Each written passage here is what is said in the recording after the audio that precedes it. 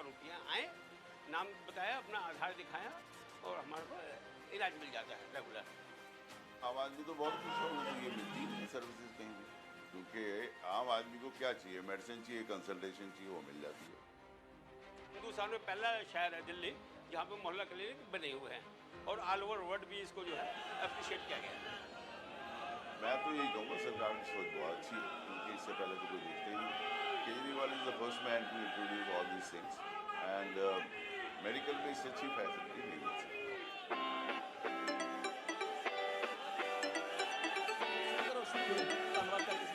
बहुत बहुत धन्यवाद।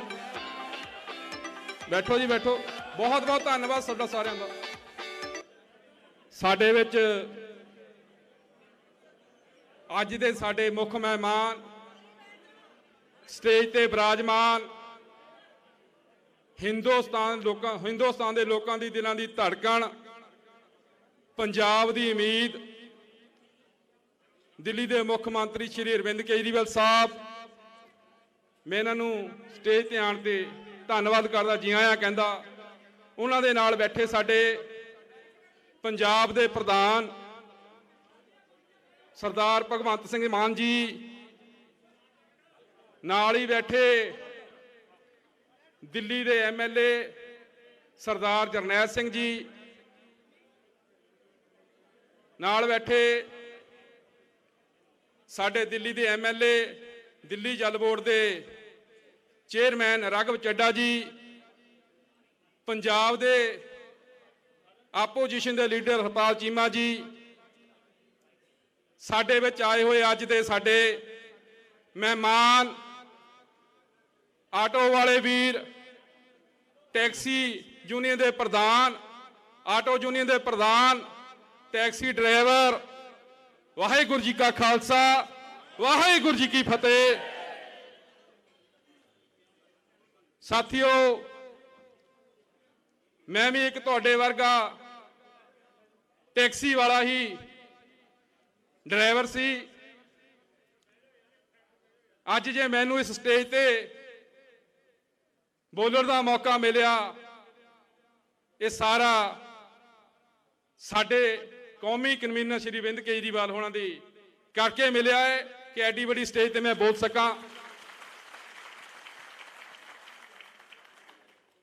अज साडे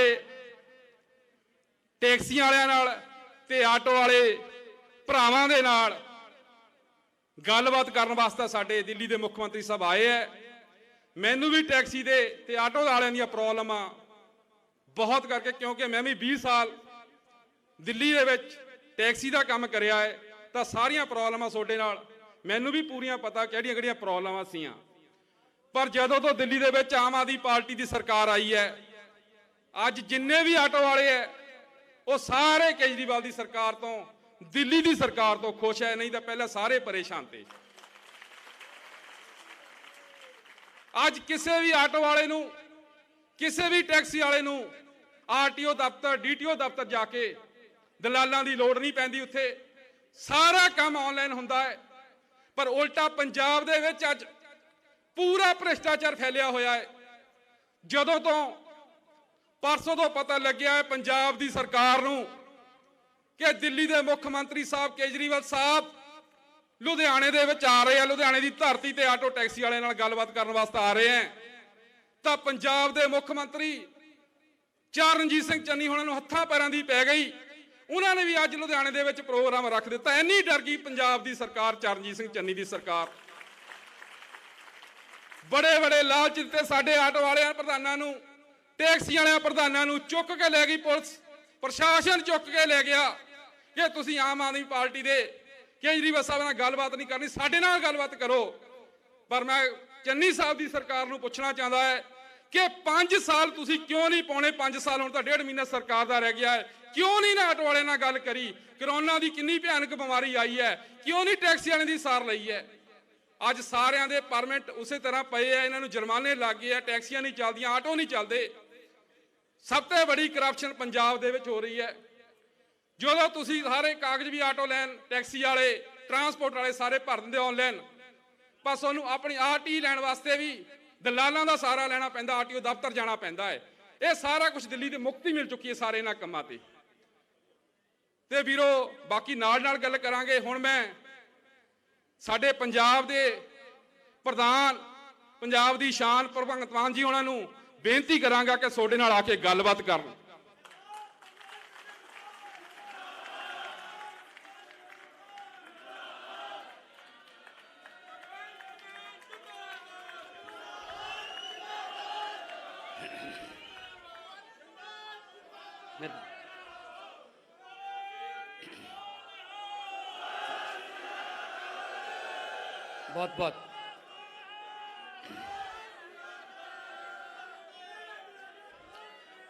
बहुत मेहरबानी, बहुत धन्यवाद। तुसीं इन्ना प्यार सत्कार दे रहे हो। अज पंजाबी भवन लुधियाना विखे तुसीं पहुंचे हो। तुहाडा चलिया होया कि कदम साडे सिर मत्थे। आम आदमी पार्टी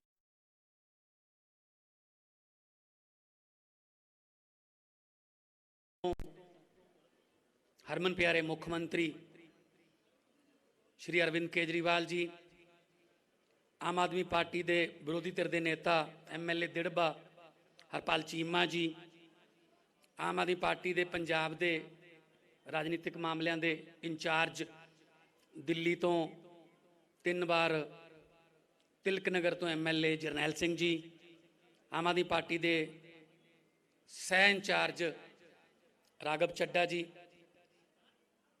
और आम आदमी पार्टी के लुधियाना के जिन्ने भी साडे अहुदेदार साहबान जां आले दुआले तो जिन्ने भी साडे पार्टी के वर्कर वलंटियर आए ने उन्हों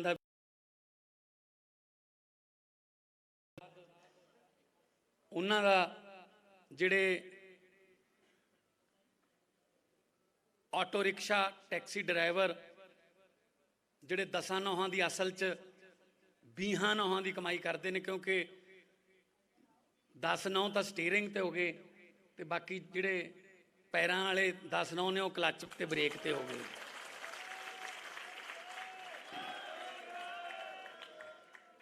तुहाडा बहुत धन्यवाद। मेरे वालों प्यार भरी सत श्री अकाल, नमस्कार, वाहिगुरू जी का खालसा, वाहिगुरू जी की फतेह। दे दो की है ले मैनू फड़ा दो कोई गल मैं बाद माता जी मिल फोन नंबर हैगा थोड़ा, मैं असीं गल कर लांगे ते लिखा हुआ थोड़ा। अज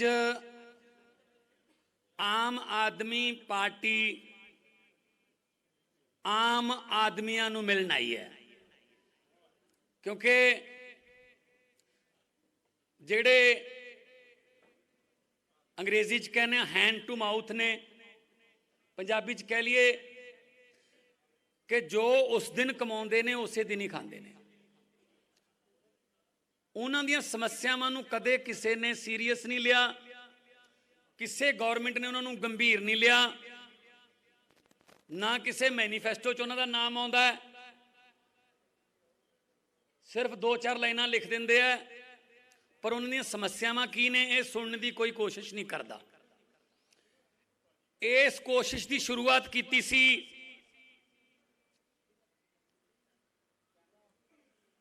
एंटी करप्शन मूवमेंट चो निकली हुई पार्टी आम आदमी पार्टी ने।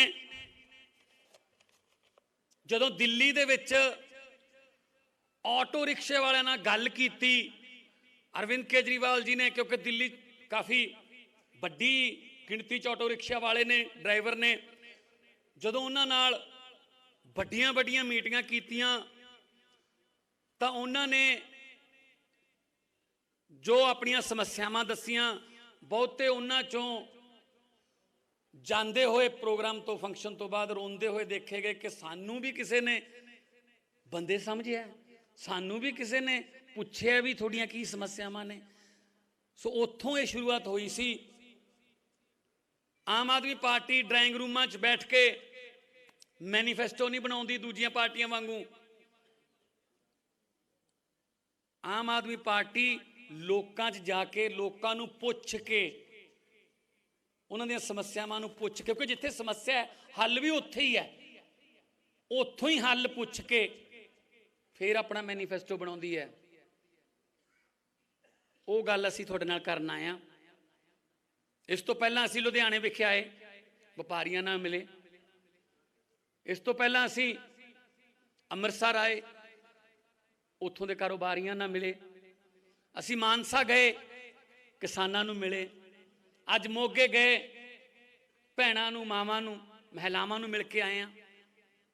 ਸੋ ਅਸੀਂ ਸਮਾਜ ਦੇ ਹਰ ਵਰਗ ਨੂੰ ਮਿਲ ਕੇ ਉਹਨਾਂ ਦੀਆਂ ਸਮੱਸਿਆਵਾਂ ਸੁਣਨੀਆਂ ਚਾਹੁੰਦੇ ਹਾਂ, ਤਾਂ ਕਿ ਆਉਣ ਵਾਲੇ ਦਿਨਾਂ ਦੇ ਵਿੱਚ ਅਸੀਂ ਪੰਜਾਬ ਦਾ ਰੋਡ ਮੈਪ ਤਿਆਰ ਕਰ ਸਕੀਏ, ਪੰਜਾਬ ਦਾ ਨਕਸ਼ਾ ਤਿਆਰ ਕਰ ਸਕੀਏ।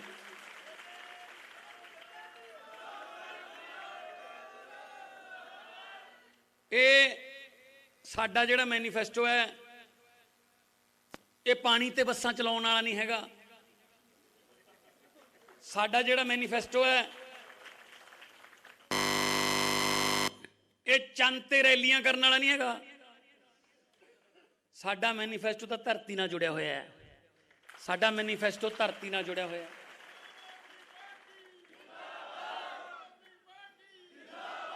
ਕਿਉਂਕਿ ਆਮ ਆਦਮੀ ਪਾਰਟੀ ਦੇ ਜਿੰਨੇ ਵਰਕਰ ਨੇ, ਵਲੰਟੀਅਰ ਨੇ, ਨੇਤਾ ਨੇ, ਉਹ ਵੀ ਧਰਤੀ ਨਾਲ ਜੁੜੇ ਹੋਏ ਨੇ।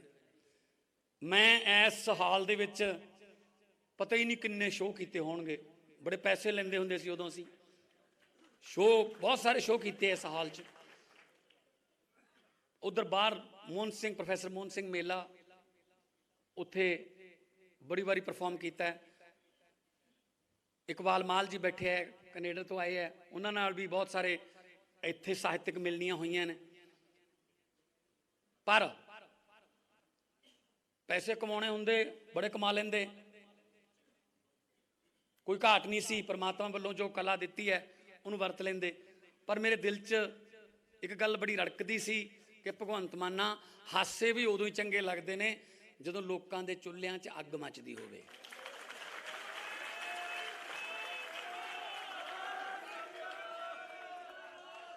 ਅੱਜ ਲੋਕਾਂ ਦੇ ਚੁੱਲ੍ਹਿਆਂ ਦੀ ਅੱਗ ਬੁਝ ਗਈ। ਅੱਜ ਲੋਕਾਂ ਦੇ ਚੁੱਲ੍ਹਿਆਂ ਦੀ ਅੱਗ ਬੁਝ ਗਈ। ਬੇਰੁਜ਼ਗਾਰੀ ਨੇ ਅੱਗ ਬੁਝਾਤੀ, ਮਹਿੰਗਾਈ ਨੇ ਅੱਗ ਬੁਝਾਤੀ ਲੋਕਾਂ ਦੇ ਚੁੱਲ੍ਹਿਆਂ ਦੀ।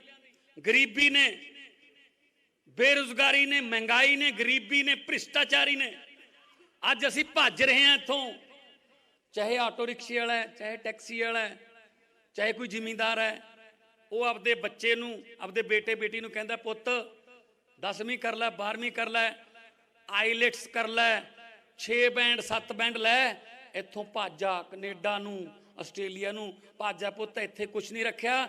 ਜੇ ਤੂੰ ਇੱਥੇ ਰਿਹਾ, ਜਾਂ ਤੂੰ ਨਸ਼ੇ ਤੇ ਲੱਗ ਜਾਏਗਾ, ਜਾਂ ਹੋਰ ਕਿਸੇ ਮਾੜੀ ਸੰਗਤ 'ਚ ਪੈ ਜਾਏਗਾ, ਇੱਥੋਂ ਭੱਜ। ਤੇ ਬੜਾ ਦੁੱਖ ਉਸ ਵੇਲੇ ਹੁੰਦਾ ਜਦੋਂ ਦੇਖਦੇ ਹਾਂ ਜਹਾਜ਼ਾਂ ਦੇ ਜਹਾਜ਼ ਭਰ ਕੇ ਗੁਰੂ ਨਾਨਕ ਦੇਵ ਜੀ ਦੀ ਧਰਤੀ ਛੱਡ ਕੇ, ਸ਼ਹੀਦ ਆਜ਼ਮ ਭਗਤ ਸਿੰਘ ਹੋਰਾਂ ਦੀ ਧਰਤੀ ਛੱਡ ਕੇ, ਕਰਤਾਰ ਸਿੰਘ ਸਰਾਭੇ ਹੋਰਾਂ ਦੀ ਧਰਤੀ ਛੱਡ ਕੇ ਅਸੀਂ ਭੱਜ ਰਹੇ ਹਾਂ। ਯੂਥ ਸਾਡਾ ਜਾ ਰਿਹਾ ਹੈ, ਬ੍ਰੇਨ ਡਰੇਨ ਹੋ ਰਿਹਾ ਹੈ। ਸਾਡੇ ਬਹੁਤ ਵਧੀਆ ਵਧੀਆ ਦਿਮਾਗ ਉੱਧਰ ਜਾ ਰਹੇ ਨੇ। ਕਿਉਂ ਜਾ ਰਹੇ ਨੇ? ਕਿਉਂਕਿ ਆ ਜਿਹੜੀਆਂ ਦੋ ਪਾਰਟੀਆਂ ਮੂਹਰੇ ਲਾ ਰੱਖੀਆਂ ਸੀ, ਉਹਨਾਂ ਨੇ ਸਾਡਾ ਬੇੜਾ ਗਰਕ ਕਰਕੇ ਰੱਖਤਾ। ਕੁਛ ਨਹੀਂ ਨਜ਼ਰ ਆਉਂਦਾ, ਸਿਰਫ ਹਨੇਰਾ ਹੀ ਹਨੇਰਾ ਨਜ਼ਰ ਆਉਂਦਾ। ਇਸ ਕਰਕੇ ਭੱਜ ਰਹੇ ਹਾਂ।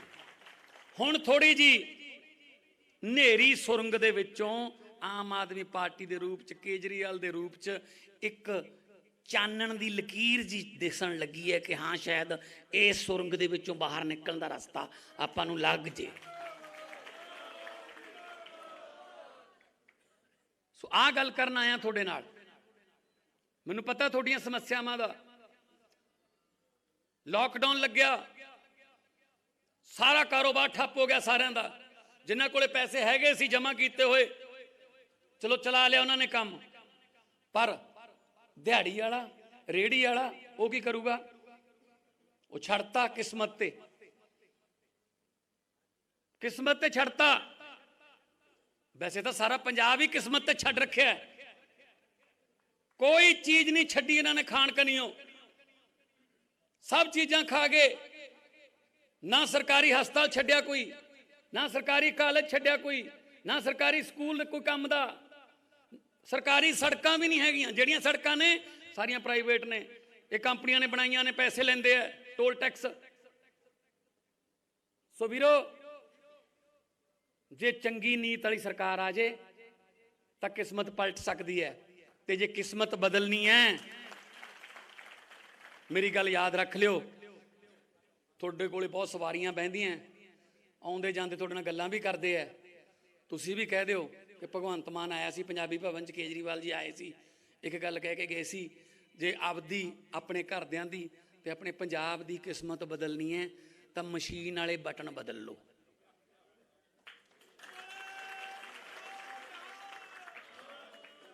आप पंजे तकड़ियां च फसे हुए हैं, पंजे तकड़ियां च फसे हुए हैं। दिल्ली दे विच एक बारी बटन बदलिया दिल्ली वालियां ने, मुड़ के बीजेपी ते कांग्रेस वाल देखण दी लोड़ नहीं पई लोकां नूं।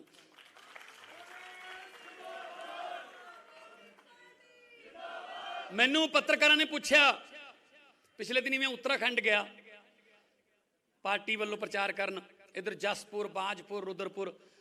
मैनू पत्रकार कहंदे दिल्ली दे विच तुसीं 2 बारी बीजेपी का सफाया किवें करता? सीएम साहब उन्होंने मैनू पूछा पत्रकारां ने कि 2 बारी दिल्ली की एड्डी वड्डी नेरी मोदी की तुसीं किवें उहनूं ठल पाती? मैं कहा सिंपल है, सीधा समीकरण है। बीजेपी का चोण निशान की है? कहते कमल का फुल। मैं कहा कमल का फुल कित्थे उगदा है? कहते चिक्कड़ च।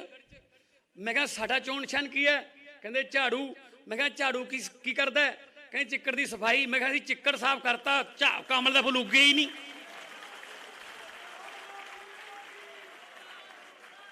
असी चिक्कड़ साफ करता, कमल के फुल नूं उगण का मौका ही नहीं मिलिया। राजनीतिक गंदगी झाड़ू नाल साफ करनी है। इस झाड़ू नाल पहला आपां सिर्फ दुकान जां मकान साफ करते सी, हुण अरविंद केजरीवाल की अगवाई च इस झाड़ू नाल पूरे हिंदुस्तान की सफाई की जाऊगी।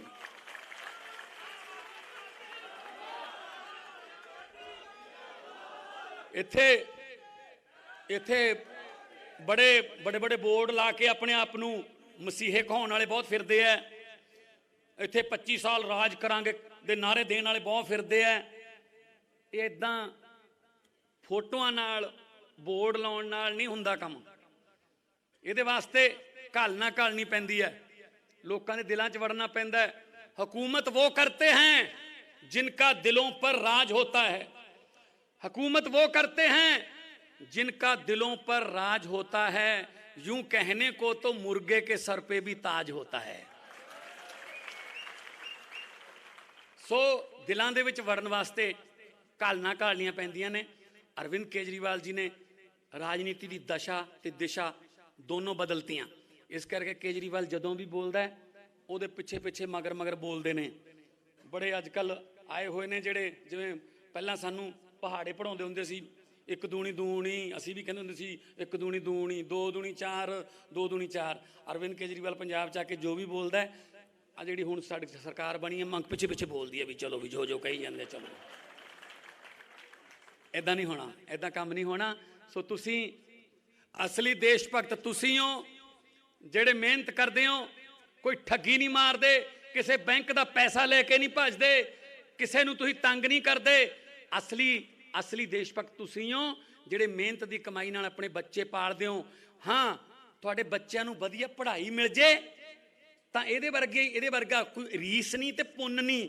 क्योंकि इत्थों तक भी लोग मन्नी बैठे ने कि चलो यार साडी तां जिवें किवें करके लंघ गई, बच्चों नूं पढ़ा लीए, बच्चों नूं पढ़ा लीए। ये काम दिल्ली दे विच अरविंद केजरीवाल जी ने किया है। सरकारी स्कूलों के रिजल्ट 99.4 99.5 इन्ने रिजल्ट प्राइवेट स्कूलों तो उपर आउंदे ने।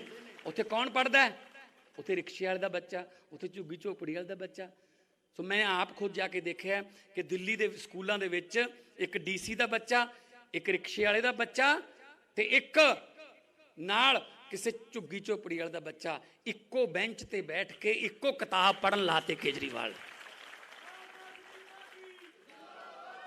सो जिहड़े महल बनाई जाते हैं, आ कदे सुख विलास बना लिया, इन्ने खा गए जी, इन्ने खा गए। किसी की समोसियां की रेहड़ी भी थोड़ी जी चलती हो भी हिस्सा पा लेंदे ने। मैं उन्होंने ये कहना चाहना भ्रिष्टाचारियों नूं कि जितने मर्जी इकट्ठे कर लो पैसे, हीरे मोती, जितने मर्जी इकट्ठे कर लो पैसे, हीरे मोती, मगर ख्याल इतना रहे कफन पे जेब नहीं होती, सब कुछ इत्थे रह जाना है। सो वीरो बददुआवां ना लो, ਗਰੀਬ ਦੀ ਬਦਦੁਆ ਨਾ ਲਓ, ਕਿਉਂਕਿ ਗਰੀਬ ਦੀ ਹਾਂ ਤੇ ਪ੍ਰਮਾਤਮਾ ਦੀ ਦਰਗਾਹ ਸਿੱਧਾ ਰਾਬਤਾ ਹੁੰਦਾ ਹੈ। ਸੋ ਅਸੀਂ ਤਾਂ ਤੁਹਾਡੇ ਨਾਲ ਹਾਂ, ਤੁਹਾਡੇ ਵਰਗੇ ਹਾਂ, ਤੁਹਾਡੇ ਵਰਗੇ ਰਵਾਂਗੇ। ਅਗਲੀ ਜਿਹੜੀ ਸਟੇਜ ਦੀ ਕਾਰਵਾਈ ਹੈ ਉਹਦੇ ਵਿੱਚ ਤੁਸੀਂ ਸੁਣੋਗੇ ਕਿ ਕਿਸ ਤਰ੍ਹਾਂ ਅਰਵਿੰਦ ਕੇਜਰੀਵਾਲ ਹੋਰਾਂ ਨੇ ਦਿੱਲੀ ਦੇ ਲੋਕਾਂ ਦੀ ਕਾਇਆ ਪਲਟ ਕੀਤੀ, ਕਿਵੇਂ ਹੈ ਦਿੱਲੀ ਦੇ ਲੋਕ ਜਿਹੜੇ ਨੇ ਉਹ ਖਾਸ ਤੌਰ 'ਤੇ ਆਟੋ ਰਿਕਸ਼ਿਆਂ ਵਾਲੇ, ਟੈਕਸੀਆਂ ਵਾਲੇ ਭਰਾ ਜਿਹੜੇ ਨੇ ਉਹ ਦਿੱਲੀ ਦੇ ਵਿੱਚ ਕੇਜਰੀਵਾਲ ਦੇ ਗੁਣ ਗਾਉਂਦੇ ਨਹੀਂ ਥੱਕਦੇ। ਕਦੇ ਕੋਈ ਬੇਟਾ ਕਹਿੰਦਾ ਉਹਨਾਂ ਨੂੰ, ਕੋਈ ਭਤੀਜਾ ਕਹਿੰਦਾ, ਕੋਈ ਜਿਹੜੇ ਉਹਨਾਂ ਦੇ ਪਰਿਵਾਰ ਵਾਲੇ ਨੇ ਉਹ ਵੀ ਉਹਨਾਂ ਨੂੰ ਮਤਲਬ ਇੰਨਾ ਪਿਆਰ ਦਿੰਦੇ ਨੇ ਕਿ ਆਪਣੇ ਪਰਿਵਾਰ ਦਾ ਮੈਂਬਰ ਸਮਝਦੇ ਨੇ। ਮੇਰੀ ਇੰਨੀ ਕੁ ਹਾਜ਼ਰੀ ਕਬੂਲ ਕਰ ਲਿਓ। ਬਹੁਤ ਬਹੁਤ ਧੰਨਵਾਦ, ਬਹੁਤ ਬਹੁਤ ਮਿਹਰਬਾਨੀ। ਵਾਹਿਗੁਰੂ ਜੀ ਕਾ ਖਾਲਸਾ, ਵਾਹਿਗੁਰੂ ਜੀ ਕੀ ਫਤਿਹ। ਬਹੁਤ ਬਹੁਤ ਮਿਹਰਬਾਨੀ। ਸਤਿ ਸ਼੍ਰੀ ਅਕਾਲ ਸਰ।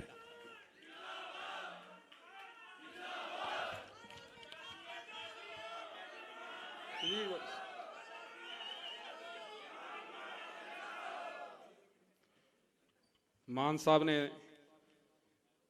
ਆਪਣੇ ਦਿਲ ਦੀ ਗੱਲ ਕਰੀ ਹੈ, ਕਿਉਂਕਿ ਮਾਨ ਸਾਹਿਬ ਹਮੇਸ਼ਾ ਲੋਕਾਂ 'ਚ ਰਹਿੰਦੇ ਆ, ਪਿੰਡਾਂ 'ਚ ਰਹਿਣ ਵਾਲੇ ਬੰਦੇ, ਇਹਨਾਂ ਨੂੰ ਹਰ ਸਮੱਸਿਆ ਦਾ, ਦਿੱਲੀ ਵੀ ਜਦੋਂ ਜਾਂਦੇ ਤਾਂ ਟੈਕਸੀ ਵਾਲਿਆਂ ਨਾਲ ਗੱਲਬਾਤ ਕਰਦੇ ਰਹਿੰਦੇ ਆ। ਅੱਜ ਦਿੱਲੀ ਦੇ ਟੈਕਸੀ ਵਾਲੇ, ਆਟੋ ਵਾਲੇ ਸਾਰੇ ਖੁਸ਼ਹਾਲ ਹੈ। ਜਿਸ ਤਰ੍ਹਾਂ ਮਾਨ ਸਾਹਿਬ ਨੇ ਦੱਸਿਆ ਕਿ ਕੇਜਰੀਵਾਲ ਸਾਹਿਬ ਨੂੰ ਕੋਈ ਭਰਾ ਕਹਿੰਦਾ ਹੈ, ਕੋਈ ਬੇਟਾ ਕਹਿੰਦਾ ਹੈ, ਕੋਈ ਚਾਚਾ ਕਹਿੰਦਾ ਹੈ, ਇਸ ਤਰ੍ਹਾਂ ਪੁਕਾਰਦੇ ਹੈ। ਸਾਰਿਆਂ ਦੀਆਂ ਮੰਗਾਂ ਪੂਰੀਆਂ ਕਰੀਆਂ, ਜੋ ਕੇਜਰੀਵਾਲ ਸਾਹਿਬ ਕਹਿੰਦੇ ਆ ਉਹ ਕਰਕੇ ਦਿਖਾਉਂਦੇ ਆ।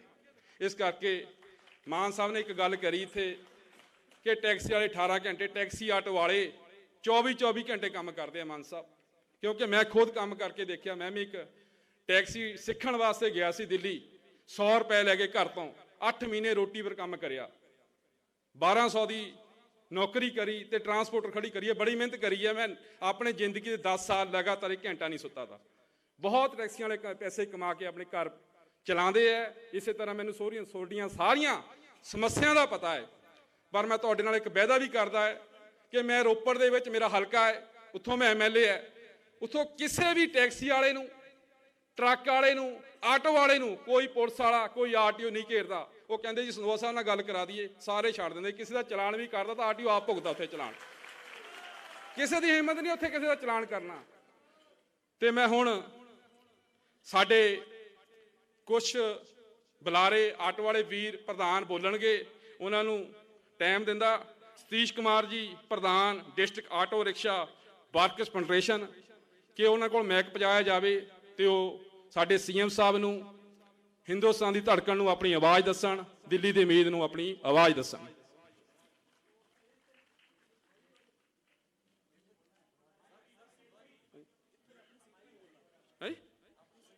ਆ ਜਾਓ ਜੀ, ਇੱਥੇ ਆ ਜਾਓ। ਉੱਪਰ ਬੁਲਾਣਾ, ਸਟੇਜ ਤੇ ਥੱਲੇ ਆਪਣੀ ਸੀਟ ਤੇ ਮੈਕ ਦਿਓ ਜੀ ਉਹਨਾਂ ਨੂੰ, ਜਾ ਕੇ ਸੀਟ ਤੇ ਮੈਕ ਦਿਓ।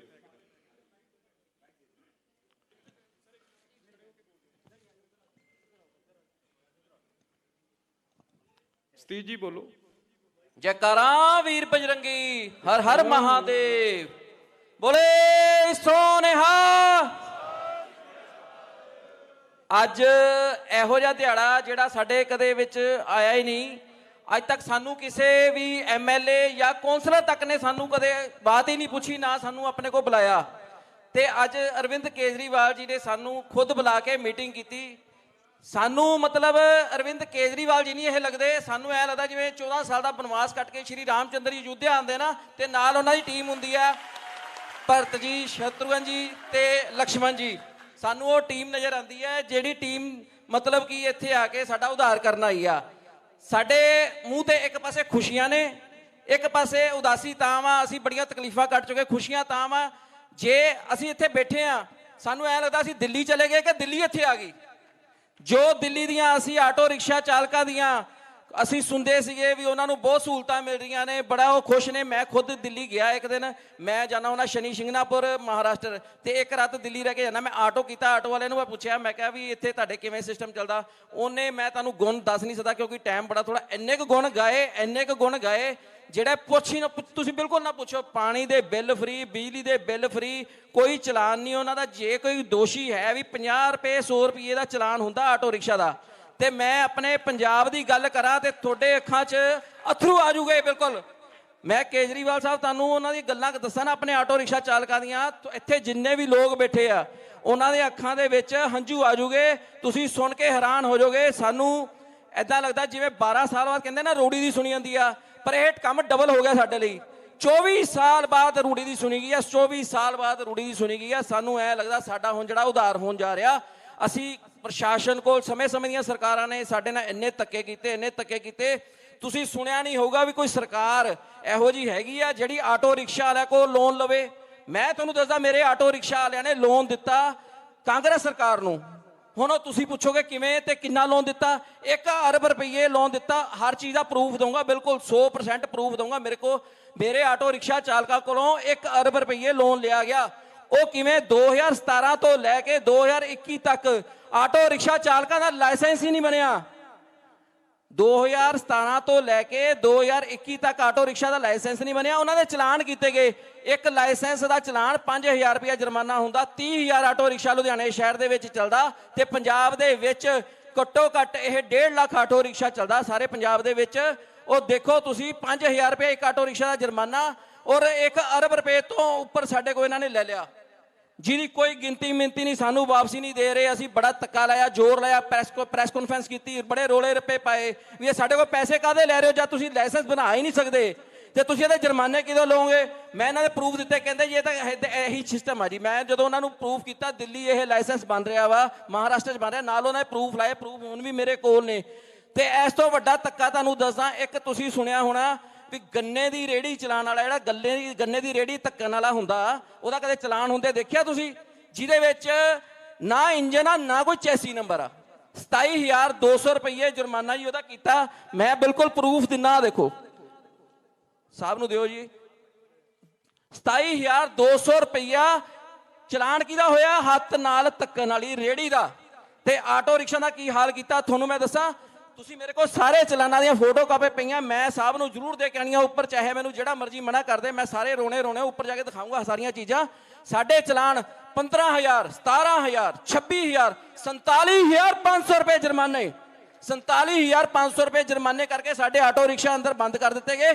30% ਸਾਡੀ ਜਿਹੜੀ ਕੈਟਾਗਰੀ ਹੈ ਖਤਮ ਕਰਤੀ ਇਹਨਾਂ ਨੇ।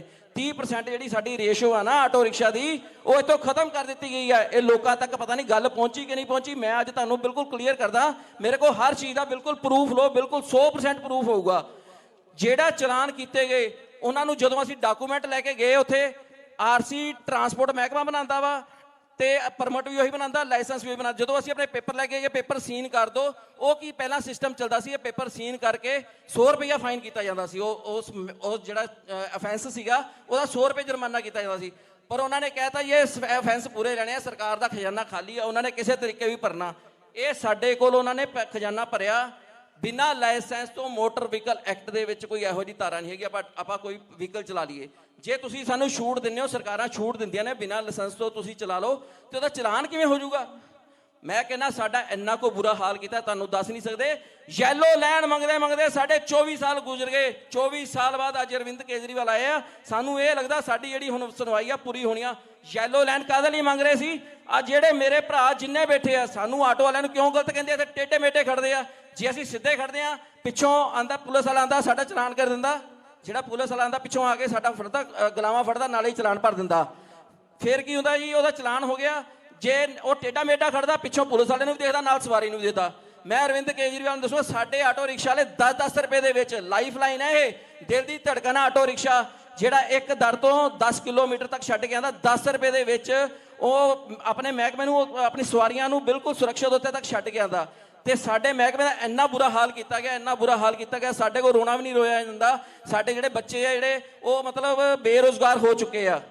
ਜਿਹੜੇ ਬੱਚੇ ਨੇ ਬੇਰੁਜ਼ਗਾਰ ਹੋ ਗਏ, ਅਸੀਂ ਬੇਰੁਜ਼ਗਾਰ ਹੋ ਗਏ। ਸਾਡੇ 30% ਜਿਹੜਾ ਮਹਿਕਮਾ ਬਿਲਕੁਲ ਬੇਰੁਜ਼ਗਾਰ ਹੋ ਗਿਆ। ਤੁਹਾਨੂੰ ਦੱਸ ਨਹੀਂ ਸਕਦੇ। ਬੱਚੇ ਜਿਹੜੇ ਵਿਦਿਆ ਤੋਂ ਅਪਾਹਿਜ ਨੇ, ਸਕੂਲ ਨਹੀਂ ਜਾ ਰਹੇ ਸਾਡੇ ਬੱਚੇ, ਔਰ ਨਾਲ ਉਹਨਾਂ ਦੀਆਂ ਪਤਨੀਆਂ ਵੀ ਕੰਮ ਕਰਨ ਲੱਗ ਗਈਆਂ ਆਟੋ ਰਿਕਸ਼ਾ ਚਾਲਕਾਂ ਦੀਆਂ।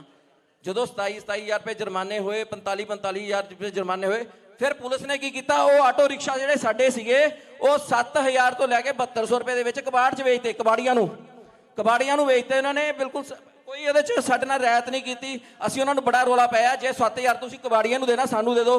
ਪਤਾ ਨਹੀਂ ਇਹਨਾਂ ਦੀ ਕਿਹੜੀ ਮਨਸ਼ਾ ਸੀ। ਪਤਾ ਨਹੀਂ ਅਸੀਂ ਅਫਗਾਨਿਸਤਾਨ ਤੋਂ ਆਏ ਆ ਕਿ ਤਾਲੀਬਾਨ ਤੋਂ ਆਏ ਆ, ਮੈਨੂੰ ਤਾਂ ਇਹ ਨਹੀਂ ਸਮਝ ਆਉਂਦੀ। ਐਡਾ ਵੱਡਾ ਮਹਿਕਮਾ, ਐਡੀ ਵੱਡੀ ਜਿਹੜੀ ਵੋਟ ਆ, 20 ਲੱਖ ਵੋਟ ਬਣਦੀ ਆ।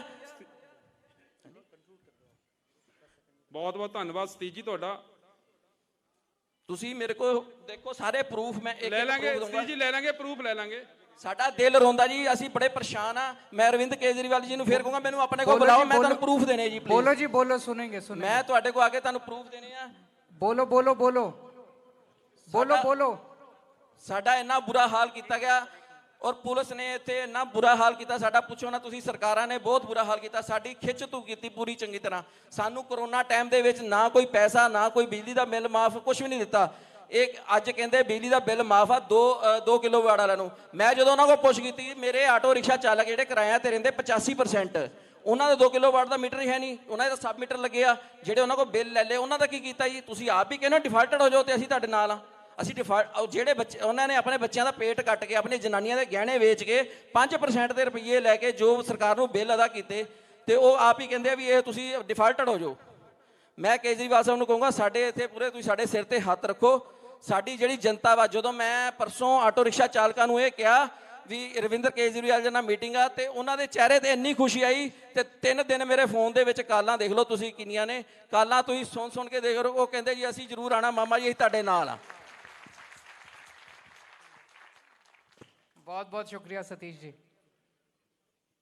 ਬਹੁਤ ਬਹੁਤ ਧੰਨਵਾਦ ਸਤੀਸ਼ ਜੀ ਤੁਹਾਡਾ।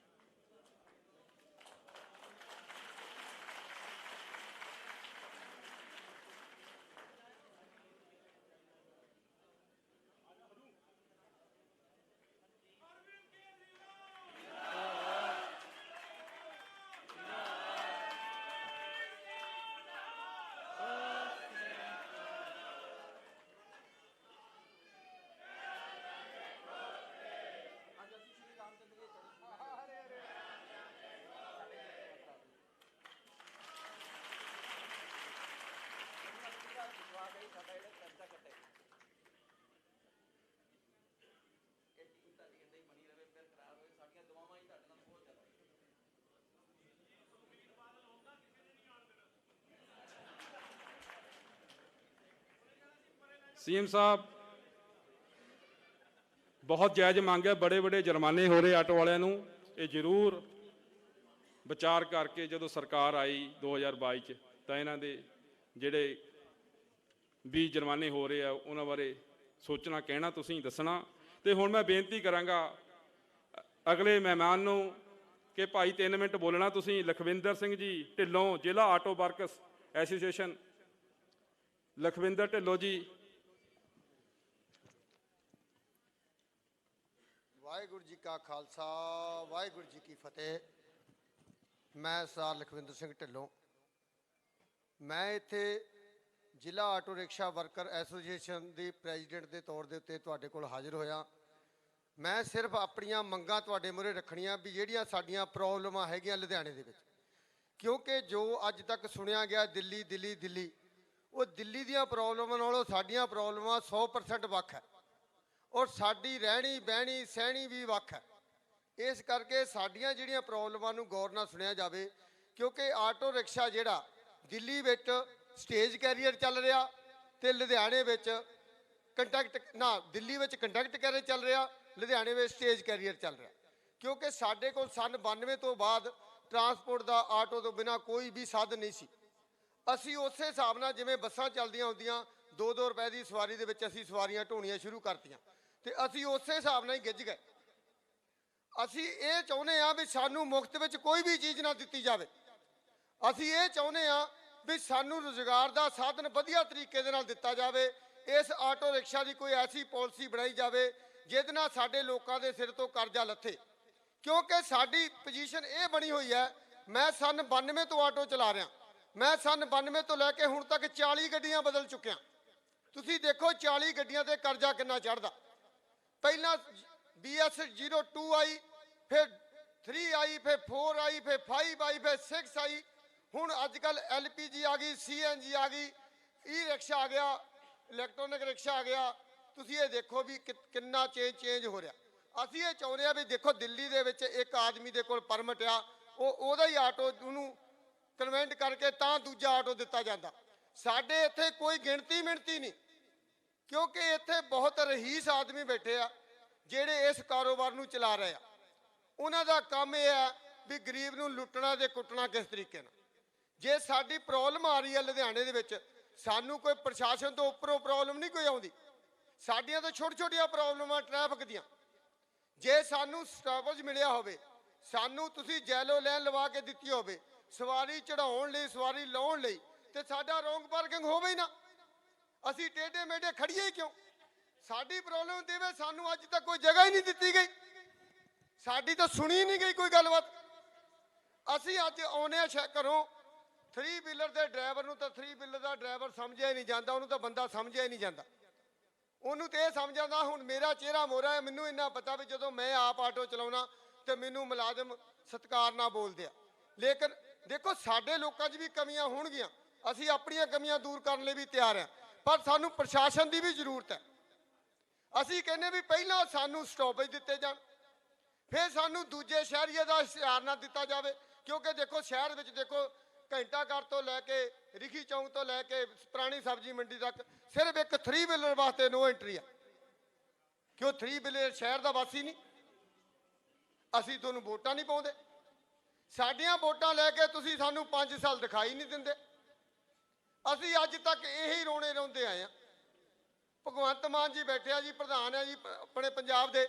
ਮੈਂ ਇਹਨਾਂ ਦਾ ਗਾਣਾ ਸੁਣਦਾ ਹੁੰਦਾ ਸੀ ਵੀ ਗੋਭੀ ਦੀ ਕੱਚੀਏ ਵਪਾਰ ਨੇ, ਤੇ ਉਹ ਸਾਨੂੰ ਉਦੋਂ ਦਾ ਪਤਾ ਵੀ ਅਸੀਂ ਇਹ ਚਾਹੁੰਦੇ ਆ ਵੀ ਸਾਡੇ ਲੋਕਾਂ ਦਾ ਸੁਧਾਰ ਤਾਂ ਹੋਵੇ। ਸਾਨੂੰ ਮੁਫਤ ਵਿੱਚ ਕੋਈ ਚੀਜ਼ ਨਹੀਂ ਚਾਹੀਦੀ, ਸਾਨੂੰ ਰੁਜ਼ਗਾਰ ਚਾਹੀਦਾ। ਅਸੀਂ ਮਿਹਨਤ ਕਰਨ ਜਾਣਦੇ ਆ, ਅਸੀਂ 3 ਵੀਲਰ ਚਲਾ ਕੇ ਵੀ ਆਪਣੇ ਘਰ ਦਾ ਗੁਜ਼ਾਰਾ ਕਰਕੇ ਆਪਣੇ ਨਿਆਣਿਆਂ ਨੂੰ ਪੜ੍ਹਾ ਕੇ ਬਾਹਰਲੇ ਮੁਲਕਾਂ 'ਚ ਭੇਜ ਸਕਦੇ ਆ। ਮੈਂ ਜਲੰਧਰ ਜ਼ਿਲ੍ਹੇ ਨੂੰ ਬਿਲੋਂਗ ਕਰਦਾ, ਅਸੀਂ 21 ਭੈਣ ਭਰਾ ਆ। ਮੇਰੇ ਭੈਣ ਭਰਾ ਮੈਨੂੰ ਸਾਰੇ ਇਹ ਕਹਿੰਦੇ ਹੁੰਦੇ ਬਾਹਰਲੇ ਮੁਲਕਾਂ ਨੂੰ ਜਾਓ। ਅੱਜ ਮੇਰੇ 17 ਭੈਣ ਭਰਾ ਬਾਹਰਲੇ ਮੁਲਕਾਂ 'ਚ ਸੈੱਟ ਆ, ਪਰ ਮੈਂ ਲੁਧਿਆਣੇ 'ਚ ਆ ਗਿਆ। ਮੈਂ ਟੈਕਸਲਾ ਟੈਲੀਵਿਜ਼ਨ 'ਚ 11 ਸਾਲ ਕੰਮ ਕੀਤਾ ਇੱਕ ਫੈਕਟਰੀ 'ਚ, ਔਰ ਮੈਂ ਆਪਣਾ ਮਕਾਨ ਬਣਾਇਆ, ਘਰ ਬਣਾਇਆ, ਬੱਚੇ ਪਾਲੇ। ਔਰ ਮੈਂ ਇਹ ਦੇਖਿਆ ਵੀ ਮੈਂ ਆਪਣੇ ਉਹਨਾਂ ਭਰਾਵਾਂ ਨਾਲ ਰਲ ਨਹੀਂ ਸਕਿਆ ਜਿਹੜੇ ਬਾਹਰ ਚਲੇ ਗਏ ਸੀ। ਮੈਂ ਆਪਣੇ ਬੱਚਿਆਂ ਨੂੰ ਕਿਹਾ, ਮੇਰੇ 2 ਬੱਚੇ, ਮੈਂ ਕਿਹਾ ਨਹੀਂ ਇਸ ਮੁਲਕ 'ਚ ਨਹੀਂ ਰਹਿਣਾ। ਹੁਣ ਮੇਰੇ 2 ਬੱਚੇ, ਇੱਕ ਆਸਟ੍ਰੇਲੀਆ ਵਿੱਚ, ਇੱਕ ਕੈਨੇਡਾ ਵਿੱਚ ਆ। ਲੇਕਿਨ ਕਾਰਨ ਕੀ ਹੈ? ਕਾਰਨ ਇਹ ਆ ਵੀ ਸਾਨੂੰ ਇੱਥੇ ਭਵਿੱਖ ਨਹੀਂ ਦਿਖਾਈ ਦਿੰਦਾ ਮੋਰੇ। ਅਸੀਂ ਤੁਹਾਡੇ ਕੋਲ ਇੱਕ ਆਸ ਦੇ ਨਾਲ ਆਏ ਹੋਏ ਅੱਜ ਵੀ ਸਾਨੂੰ ਦੇਖੋ ਸਾਡੀਆਂ ਸਿਚੁਏਸ਼ਨਾਂ ਦਿੱਲੀ ਨਾਲੋਂ ਵੱਖਰੀਆਂ। ਤੁਹਾਨੂੰ ਇਹ ਚੀਜ਼ਾਂ ਵੀ ਪਹਿਲਾਂ ਸਮਝਣੀਆਂ ਪੈਣਗੀਆਂ ਵੀ ਦਿੱਲੀ ਵਿੱਚ ਉਹਨਾਂ ਨੂੰ ਕੀ ਜ਼ਰੂਰਤ ਸੀ ਤੇ ਪੰਜਾਬ ਵਿੱਚ ਪੰਜਾਬੀਆਂ ਨੂੰ ਕੀ ਜ਼ਰੂਰਤ ਹੈ। ਅਸੀਂ ਇਹ ਚਾਹੁੰਦੇ ਆ ਵੀ ਅਸੀਂ ਮੰਗ ਰੱਖਦੇ ਆ ਤੁਹਾਡੇ ਕੋਲੋਂ, ਤੁਸੀਂ ਸਾਡਾ ਸਹਿਯੋਗ ਦੇਵੋ, ਅਸੀਂ ਤੁਹਾਡਾ ਦੇਵਾਂਗੇ। ਅਸੀਂ ਆਸਾਨ ਫਰਮੋਸ਼ ਲੋਕ ਨਹੀਂ ਹੈ। ਇੱਕ ਗੱਲ ਨੋਟ ਕਰਕੇ ਚੱਲਿਓ, ਅਸੀਂ ਪੰਜਾਬੀ ਜਿਹੜੇ ਕਿਸੇ ਦਾ ਆਸਾਨ ਫਰਮੋਸ਼ ਨਹੀਂ ਹੈ। ਅਸੀਂ ਦੇਖੋ ਤੁਸੀਂ ਕੇਜਰੀਵਾਲ ਸਾਹਿਬ ਧਿਆਨ ਦਿਓ, ਤੁਸੀਂ ਪਹਿਲੀ ਵਾਰ ਹਾਂ ਦਾ ਨਾਰਾ ਮਾਰਿਆ, ਅਸੀਂ ਤੁਹਾਨੂੰ 4 ਸੀਟਾਂ ਦਿੱਤੀਆਂ। ਪੂਰੇ ਹਿੰਦੁਸਤਾਨ ਦੇ ਵਿੱਚੋਂ ਅਸੀਂ 4 ਸੀਟਾਂ ਤੁਹਾਨੂੰ ਦਿੱਤੀਆਂ। ਉਸ ਤੋਂ ਬਾਅਦ ਤੁਸੀਂ ਸਾਡੇ ਲਈ, ਸਾਨੂੰ ਲੱਗਿਆ ਵੀ ਤੁਸੀਂ ਕੁਝ ਕਰੋਗੇ ਸਾਡੇ ਲਈ। ਦੇਖੋ ਤੁਹਾਡੀਆਂ ਪਾਲਿਸੀਆਂ ਦਾ ਸਾਨੂੰ ਨਹੀਂ ਪਤਾ ਕੀ ਕੀਤਾ ਕੀ ਨਹੀਂ ਕੀਤਾ, ਲੇਕਿਨ ਅਸੀਂ ਆਪਣਾ ਤਨ ਮਨ ਧਨ ਲਾ ਕੇ ਪੂਰਾ ਜ਼ੋਰ ਲਾ ਕੇ ਅਸੀਂ ਤੁਹਾਡੇ 18 ਕੋਈ 20 MLA ਜਿਤਾਏ, ਜਿੰਨੇ ਵੀ ਸਾਡੇ ਕੋਲ ਹੋ ਸਕੇ। ਅਸੀਂ ਹੁਣ ਵੀ ਦੇਖੋ ਜੀ ਸਿੱਧੂ ਸਾਹਿਬ ਬੈਠੇ ਆ, ਬੱਗਾ ਜੀ ਬੈਠੇ ਆ, ਸਾਰੇ ਸਾਡੇ ਬਹੁਤ ਸਾਡੇ ਕੰਮ ਆਉਂਦੇ ਆ, ਸਾਡੇ ਬਹੁਤ ਕੰਮ ਕਰਦੇ ਆ। ਇਹ ਅੱਧੇ ਬੋਲਦੇ ਤੇ ਸਾਡੇ ਨਾਲ ਤੁਰ ਪੈਂਦੇ ਆ। ਲੇਕਿਨ ਅਸੀਂ ਅੱਜ ਵੀ ਇਹਨਾਂ ਨੂੰ ਵਿਸ਼ਵਾਸ ਦਿਵਾਉਂਦੇ ਆ ਵੀ ਦੇਖੋ ਸਾਡੀ 30 ਲੱਖ ਵੋਟ ਆ ਪੂਰੇ ਪੰਜਾਬ ਵਿੱਚ, 3 ਲੱਖ ਵੋਟ ਆ ਸਾਡੀ ਪੂਰੇ ਲੁਧਿਆਣੇ ਦੇ ਵਿੱਚ, 30,000 ਆਟੋ ਸਾਡਾ ਲੁਧਿਆਣੇ 'ਚ ਚੱਲਦਾ। ਮੈਂ ਸਿੱਧੂ ਸਾਹਿਬ ਮੈਨੂੰ ਕਹਿੰਦੇ ਜੀ 1000 ਬੰਦਾ ਲੈ ਕੇ ਜਾਣਾ। ਮੈਂ ਸਿੱਧੂ ਸਾਹਿਬ ਨੂੰ ਮੈਂ ਕਿਹਾ ਸਾਨੂੰ ਸਾਡਾ ਮੂੰਹ ਨਾ ਖਲਵਾਵੋ, 1000 ਬੰਦਾ ਤੁਹਾਤੋਂ ਬਿਠਾ ਨਹੀਂ ਹੋਣਾ ਉੱਥੇ। ਸਾਡੇ ਕੋਲ ਬੰਦੇ ਇਕੱਠੇ ਕਰਨ ਵਾਸਤੇ ਸਾਨੂੰ ਇਸ਼ਤਿਹਾਰ ਨਹੀਂ ਦੇਣੇ ਪੈਂਦੇ। ਮੈਂ ਤੁਹਾਨੂੰ ਗਰੰਟੀ ਦਿੰਦਾ ਵੀ ਮੈਂ ਇੱਕ ਵਾਰੀ ਐ ਉਂਗਲ ਖੜੀ ਕਰ ਦੇਵਾਂ ਨਾ ਤੇ ਅਸੀਂ 30,000 ਬੰਦਾ ਖੜਾ ਕਰ ਦਿੰਦੇ ਆ, ਕਿਉਂਕਿ ਸਾਨੂੰ ਪਤਾ ਵੀ ਸਾਡੇ ਲੋਕਾਂ ਦੀ ਫਿਤਰਤ ਕੀ ਹੈ। ਅਸੀਂ ਉਹਨਾਂ ਦੇ ਕੰਮ ਕਰਾਉਨੇ ਆ, ਅਸੀਂ ਉਹਨਾਂ ਦੇ ਚਲਾਨ ਨਹੀਂ ਹੋਣ ਦਿੰਦੇ। 4 ਸਾਲ ਹੋ ਗਏ ਮੈਂ ਪ੍ਰੈਜ਼ੀਡੈਂਟ ਬਣੇ ਨੂੰ, 4 ਸਾਲਾਂ ਵਿੱਚ ਮੈਂ ਇੱਕ ਵੀ ਚਲਾਨ ਨਹੀਂ ਹੋਣ ਦਿੱਤਾ। ਮੁਲਾਜ਼ਮ ਵੀ ਸਾਡਾ ਸਾਥ ਦਿੰਦੇ ਆ, ਮੁਲਾਜ਼ਮ ਕਿਤੇ ਬਾਹਰਲੇ ਮੁਲਕਾਂ ਤੋਂ ਨਹੀਂ ਆਏ ਹੋਏ, ਸਾਡਾ ਸਾਥ ਦਿੰਦੇ ਆ। ਲੇਕਿਨ ਜਦੋਂ ਉੱਪਰੋਂ ਪ੍ਰਸ਼ਾਸਨ ਦਾ ਉਹਨਾਂ ਦੇ ਉੱਤੇ ਹੁੰਦਾ ਵੀ 6 ਚਲਾਨ ਕਰਨੇ, 7 ਚਲਾਨ, ਉਹ ਕਿੱਥੇ ਜਾਣਗੇ, ਉਹ ਵੀ ਕੀ ਕਰਨਗੇ। ਇਹ ਇੰਨੀ ਸਾਡੀ ਬੇਨਤੀ ਹੈ ਜੀ, ਸਾਡੀਆਂ ਸਾਰੀਆਂ ਚੀਜ਼ਾਂ ਨੂੰ ਦੇਖਿਆ ਜਾਵੇ, ਸਾਡੀਆਂ ਇਹਨਾਂ ਨੂੰ ਪਾਲਿਸੀਆਂ ਨੂੰ ਵਧੀਆ ਤਰੀਕੇ ਨਾਲ ਬਣਾਇਆ ਜਾਵੇ। ਅਸੀਂ ਨਹੀਂ ਚਾਹੁੰਦੇ ਵੀ ਮੈਂ ਇਹ ਕਹਿਣਾ ਵੀ ਜਿਹੜਾ ਇੱਕ ਆਟੋ ਨੂੰ ਚਲਾਉਂਦਾ ਉਹੀ ਮਾਲਕ ਹੋਣਾ ਚਾਹੀਦਾ ਉਹਦਾ। ਇਸ ਚੀਜ਼ ਦਾ ਵਪਾਰ ਨਹੀਂ ਹੋਣਾ ਚਾਹੀਦਾ। ਇੱਕ ਬੰਦਾ 14-1500 ਆਟੋ ਖਰੀਦ ਕੇ ਕਿਰਾਏ ਤੇ 300 ਤੇ ਦੇ ਕੇ ਤੁਰਿਆ ਫਿਰਦਾ, ਨਹੀਂ, ਇਹ ਗੱਲ ਗਲਤ ਹੈ। ਅਸੀਂ ਮਜ਼ਦੂਰ ਲੋਕ ਆ, ਅਸੀਂ ਮਿਹਨਤ ਕਰਨਾ ਜਾਣਦੇ ਹਾਂ, ਅਸੀਂ ਆਪਣੇ ਪਰਿਵਾਰ ਪਾਲਣਾ ਚਾਹਦੇ ਹਾਂ, ਅਸੀਂ ਮੁਫਤ ਵਿੱਚ ਕੋਈ ਚੀਜ਼ ਨਹੀਂ ਭਾਲਦੇ। ਅਸੀਂ ਸਿਰਫ ਚੰਗੀਆਂ ਪਾਲਿਸੀਆਂ ਭਾਲਦੇ ਹਾਂ, ਚੰਗੀ ਤਰਜੀਹ ਭਾਲਦੇ ਹਾਂ, ਚੰਗਾ ਰਸਤਾ ਚਾ ਭਾਲਦੇ ਹਾਂ ਵੀ ਸਾਨੂੰ ਦਿਖਾ ਦਿਓ ਰਸਤਾ, ਅਸੀਂ ਚੱਲਣ ਨੂੰ ਤਿਆਰ ਹਾਂ ਔਰ ਚੱਲਾਂਗੇ ਵੀ। ਵਾਹਿਗੁਰੂ ਜੀ ਕਾ ਖਾਲਸਾ, ਵਾਹਿਗੁਰੂ ਜੀ ਕੀ ਫਤਿਹ।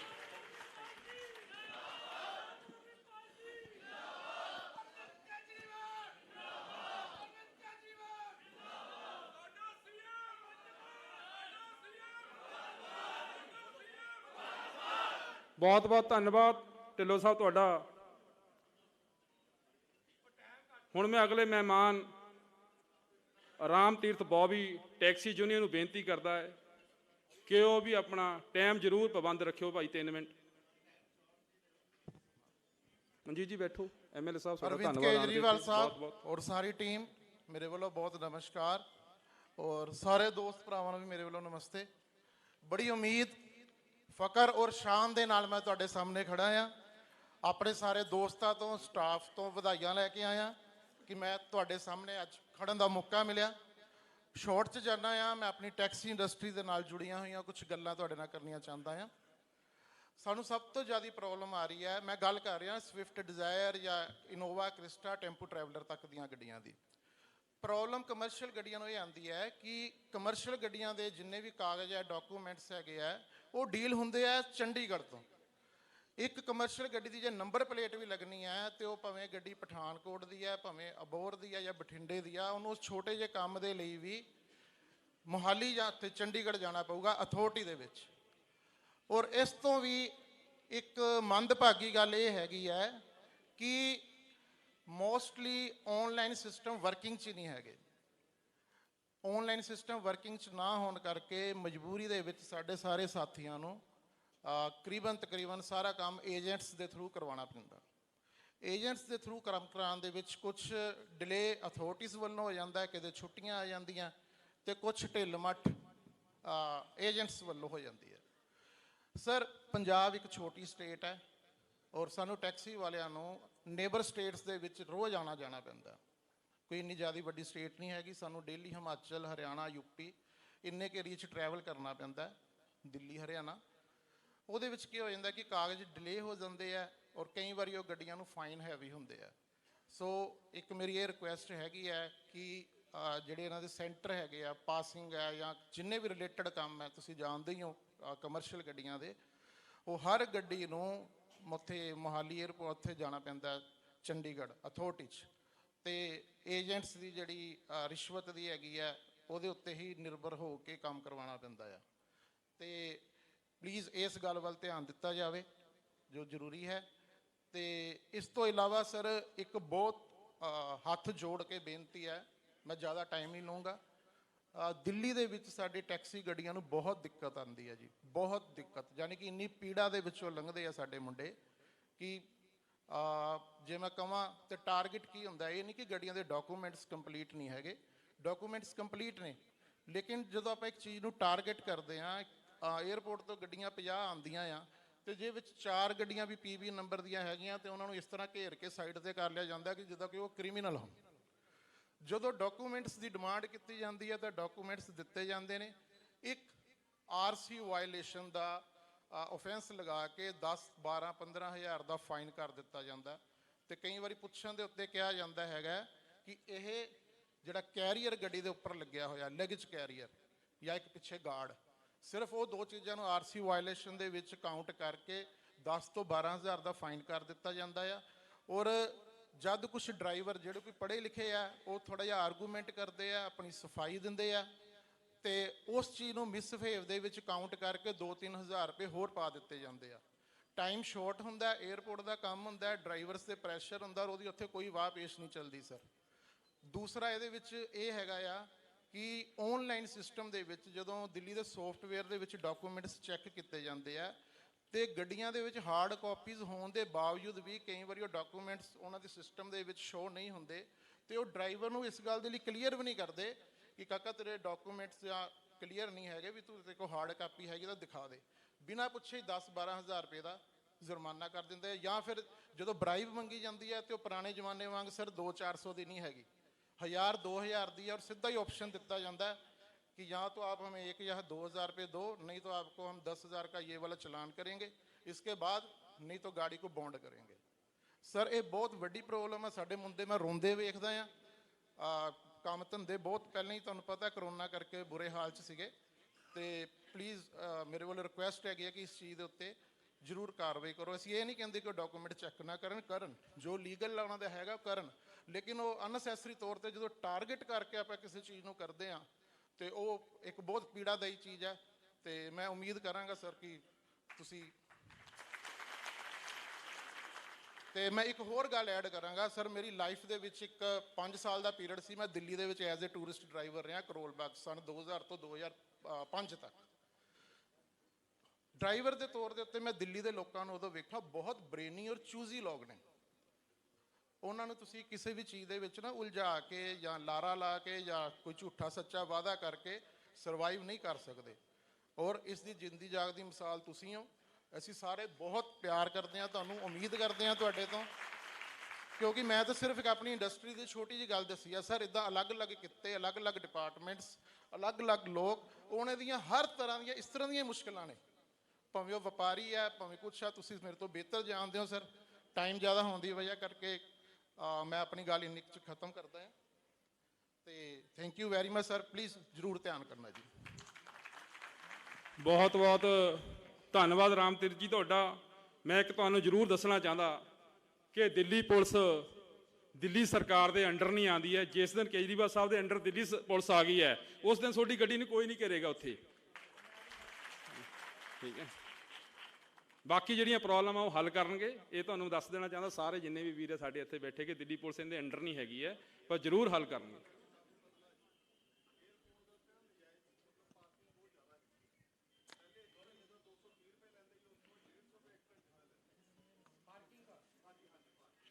ਸਾਡੇ ਅਗਲੇ ਮਹਿਮਾਨ ਸ਼ਰਨਜੀਤ ਕਲਸੀ ਸਾਹਿਬ, ਪ੍ਰਧਾਨ ਆਜ਼ਾਦ ਟੈਕਸੀ ਯੂਨੀਅਨ ਪੰਜਾਬ, ਉਹਨਾਂ ਨੂੰ ਬੇਨਤੀ ਕਰਦਾ ਕਿ ਆਪਣੀ ਗੱਲਬਾਤ ਕਰਨ।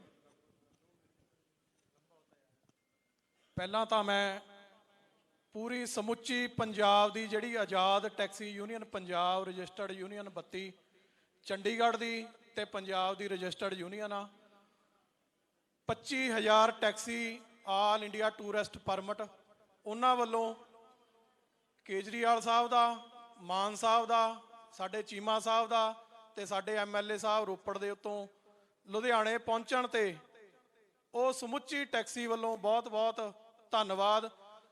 ਤੇ ਟਾਈਮ ਮੈਂ ਜ਼ਰੂਰ 5 ਮਿੰਟ ਲੈਣੇ ਆ। ਮੈਂ ਖੁੱਲ੍ਹ ਕੇ ਹੀ ਬੋਲਦਾ, ਅੱਜ ਤੱਕ ਬੋਲਿਆ ਤੇ ਮੰਤਰੀ ਦੀ ਕੋਠੀ ਵੀ ਘੇਰੀ ਸੀ, ਉਦੋਂ ਵੀ ਮੰਤਰੀ ਟਾਈਮ ਨਹੀਂ ਸੀ ਦਿੰਦੀ, ਅਸੀਂ ਲੈ ਗਏ ਸੀ ਫਿਰ ਪੂਰਾ ਪੰਜਾਬ ਇਕੱਠਾ ਕਰਕੇ। ਮੰਤਰੀ ਕਹਿੰਦੀ ਆ ਜਾਓ ਫਿਰ ਚੰਡੀਗੜ੍ਹ ਆ ਜਾਓ, ਤੇ ਕਹਿੰਦੀ ਅੱਤਵਾਦੀ ਆ ਗਏ। ਮੈਂ ਕਿਹਾ ਅੱਤਵਾਦੀ ਫਿਰ ਉਰੇ ਹੀ ਬੈਠਣਗੇ।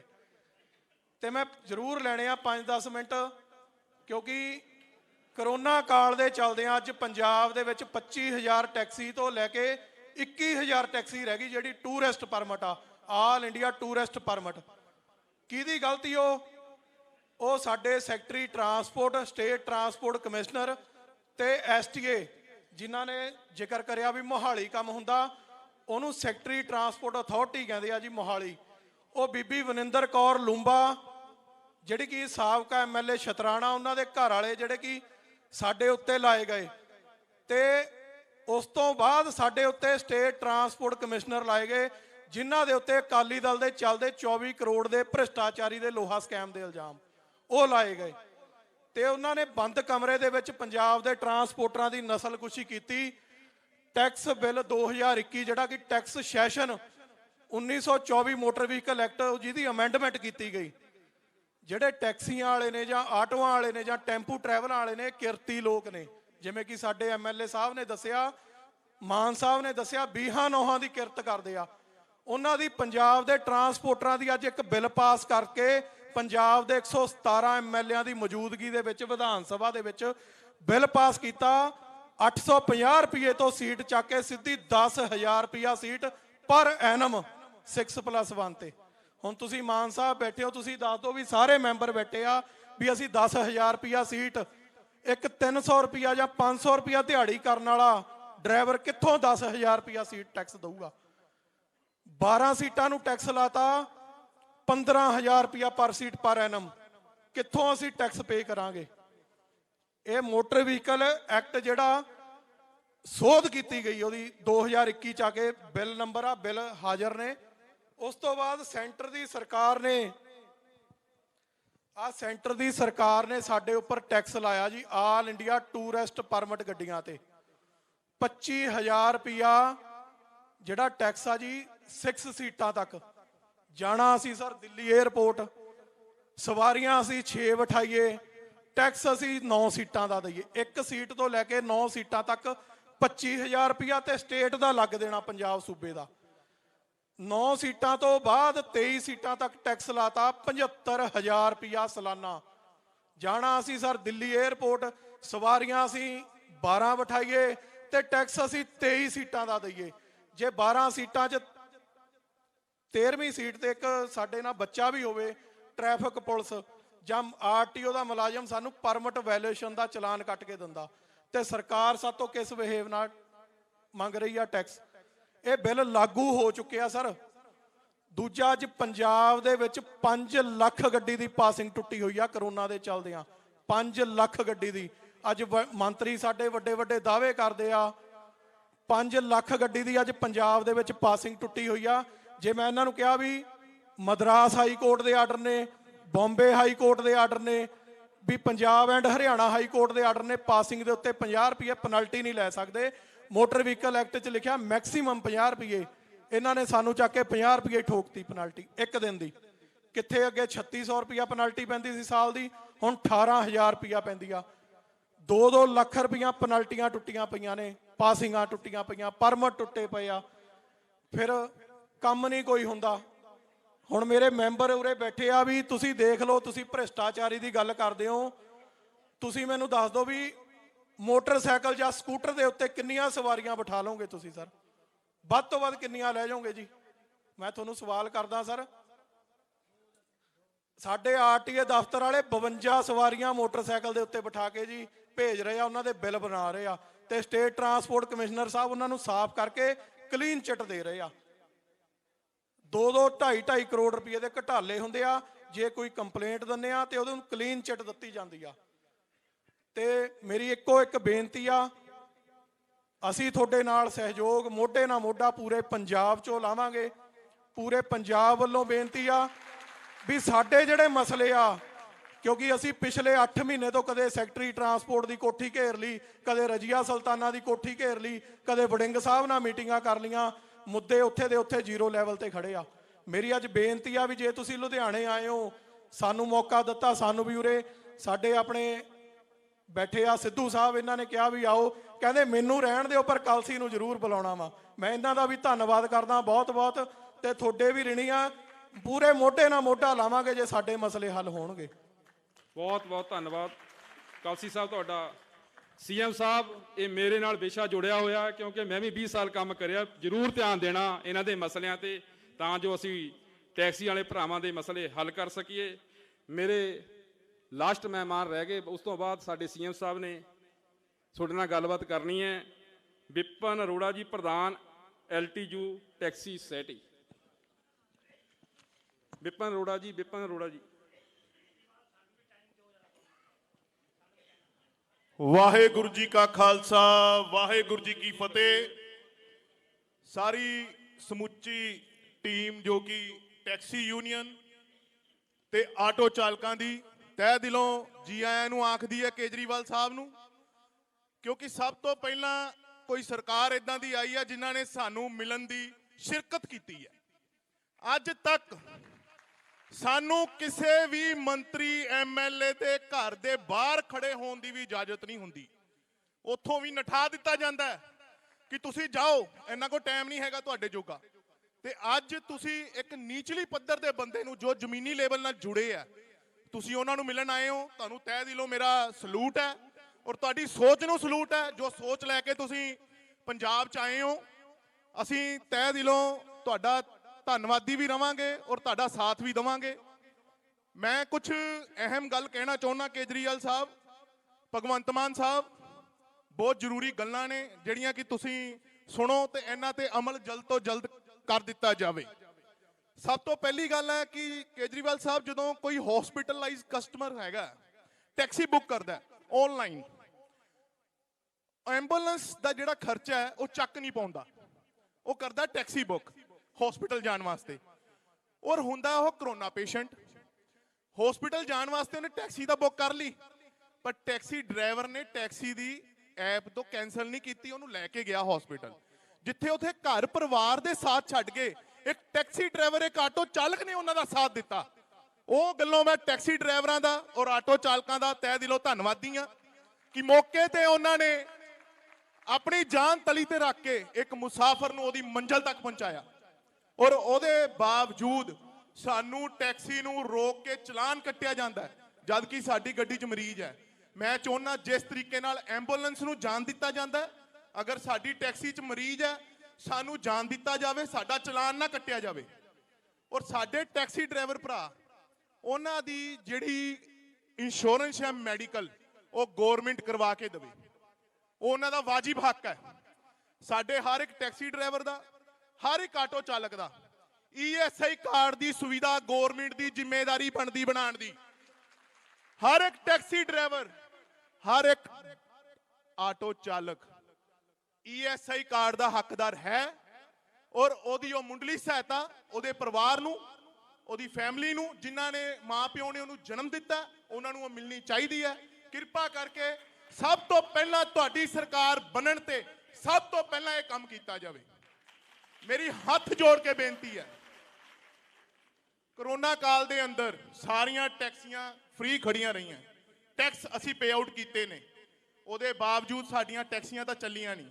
ਜੇ ਹੁਣ ਟੈਕਸੀਆਂ ਚੱਲਣ ਲੱਗੀਆਂ ਤੇ ਹੁਣ ਸਾਡੇ ਤੇ ਬਹੁਤ ਵੱਡੇ ਵੱਡੇ ਜੁਰਮਾਨੇ ਲਾ ਦਿੱਤੇ ਗਏ, ਜੋ ਕਿ ਅਸੀਂ ਇੱਕ ਘਰ ਪਰਿਵਾਰ ਦਾ ਖਰਚਾ ਬੜੀ ਮੁਸ਼ਕਲ ਨਾਲ ਚਲਾਉਂਦੇ ਹਾਂ। ਉਹਦੇ ਬਾਵਜੂਦ ਸਾਡੇ ਤੇ ਤੋਹਮਤਾਂ ਲਾ ਦਿੱਤੀਆਂ ਜਾਂਦੀਆਂ ਕਿ ਤੁਹਾਡਾ ਟੈਕਸ ਟੁੱਟਿਆ, ਅੱਜ ਤੁਹਾਨੂੰ 2000 ਪੈਨਲਟੀ, ਅੱਜ ਇੰਨੀ ਪੈਨਲਟੀ। ਇਸ ਕਰਕੇ ਸਾਡੀਆਂ ਪੈਨਲਟੀਆਂ ਫ੍ਰੀ ਕੀਤੀਆਂ ਜਾਣ, ਬਿਨਾਂ ਪੈਸੇ ਬਿਨਾਂ ਵਿਆਜ ਤੋਂ। 3 ਸਾਲ ਦਾ ਸਾਡੀ ਗੱਡੀਆਂ ਦਾ ਪਾਸਿੰਗ ਵਧਾਇਆ ਜਾਵੇ। ਹਸਪਤਾਲ ਜੋ ਕਿ ਮੇਨ ਹਸਪਤਾਲ, ਮਾਨ ਸਾਹਿਬ ਸਪੈਸ਼ਲ ਤੁਹਾਨੂੰ ਮੈਂ ਹੱਥ ਜੋੜ ਕੇ ਬੇਨਤੀ ਕਰੂੰਗਾ, ਕਾਫੀ ਪਿੰਡਾਂ ਦੇ ਵਿੱਚੋਂ ਲੋਕ ਆਉਂਦੇ ਨੇ ਹਸਪਤਾਲਾਂ ਦੇ ਵਿੱਚ, ਜਦੋਂ ਖੜੇ ਹੁੰਦੇ ਨੇ ਐਂਬੂਲੈਂਸ ਦੇ ਪੈਸੇ ਨਹੀਂ ਭਰ ਪਾਉਂਦੇ। ਔਰ ਉੱਥੇ ਜਦੋਂ ਸਾਡਾ ਟੈਕਸੀ ਡਰਾਈਵਰ ਦਾ ਇੱਕ ਸਟੈਂਡ ਹੋਣਾ ਚਾਹੀਦਾ ਹਸਪਤਾਲ ਦੇ ਅੰਦਰ, ਰੇਲਵੇ ਸਟੇਸ਼ਨ ਦੇ ਅੰਦਰ ਔਰ ਬੱਸ ਸਟੈਂਡ ਦੇ ਅੰਦਰ, ਉਹ ਅਸੀਂ ਉਹਦਾ ਕੋਈ ਸਟੈਂਡ ਦਾ ਪੈਸਾ ਨਹੀਂ ਪੇ ਆਊਟ ਕਰਨਾ।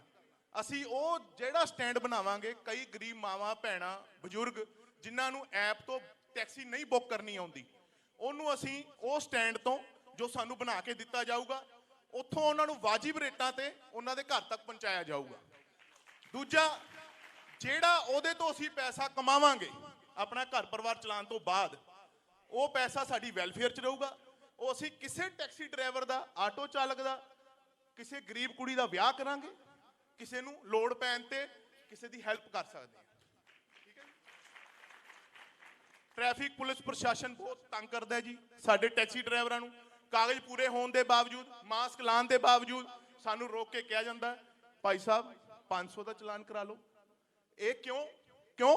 ਅਸੀਂ ਇੱਕ ਆਮ ਆਦਮੀ ਨਹੀਂ, ਸਾਡੀ ਵੀ ਇਹ ਪੰਜਾਬ ਹੈ, ਅਸੀਂ ਵੀ ਇੱਥੇ ਦੇ ਜੰਮਪਲ ਹਾਂ। ਸਾਡੀ ਇੱਥੇ ਦੇ MP MLA ਤੱਕ ਕੋਈ ਗੱਲ ਨਹੀਂ ਸੁਣਨ ਨੂੰ ਤਿਆਰ। ਅਸੀਂ ਜੇ ਕੋਈ ਗੱਲ, ਮੈਂ ਤੁਹਾਡੇ ਕੋਲ ਆਉਣ ਤੋਂ ਪਹਿਲਾਂ ਮੈਨੂੰ ਸੰਗੋਵਾਲ ਸਾਹਿਬ ਦਾ ਫੋਨ ਆਇਆ ਸੀ ਕਿ ਆਪਾਂ ਉੱਥੇ ਮੀਟਿੰਗ ਕਰਨੀ ਹੈ। ਮੈਂ ਕਿਹਾ ਅਸੀਂ ਜ਼ਰੂਰ ਪਹੁੰਚਾਂਗੇ, ਤੁਹਾਨੂੰ ਮੰਗ ਪੱਤਰ ਮੈਂ ਦੇਊਂਗਾ।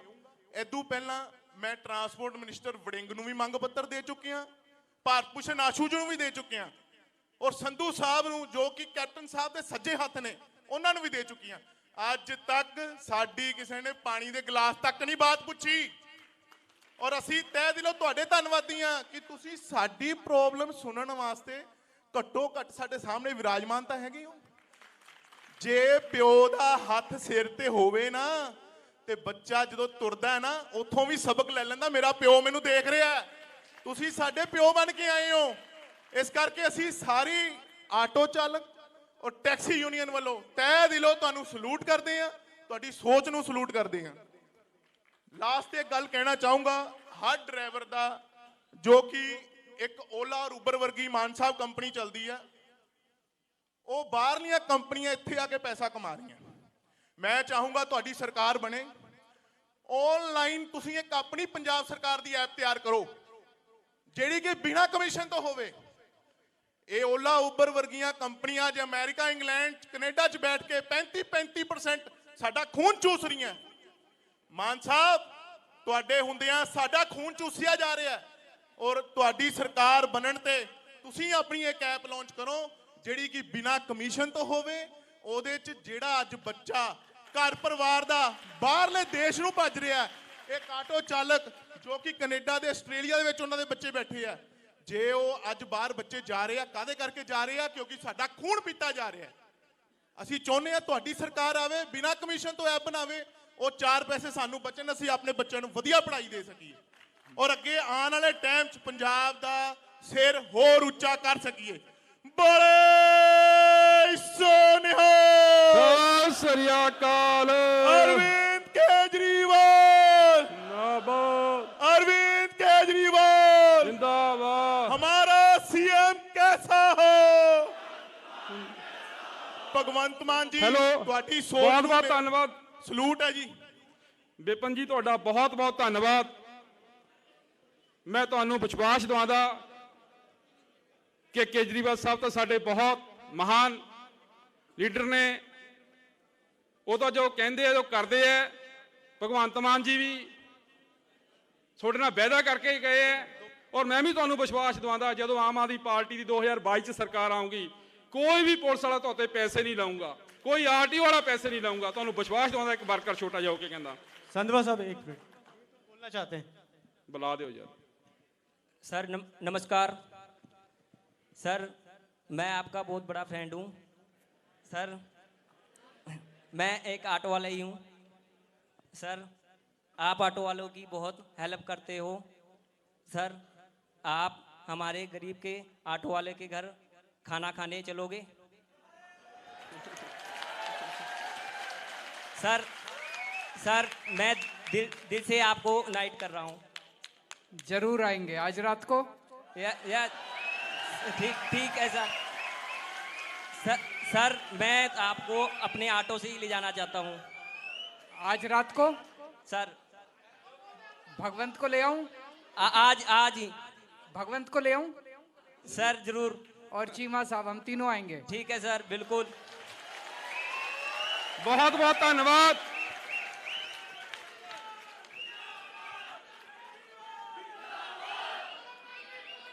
जिंदाबाद, जिंदाबाद। हुण मैं बेनती करनी चाहता साडे मुख मेहमान ते पंजाब दी उम्मीद श्री अरविंद केजरीवाल साहब नूं कि वो स्टेज ते आण ते गलबात करन।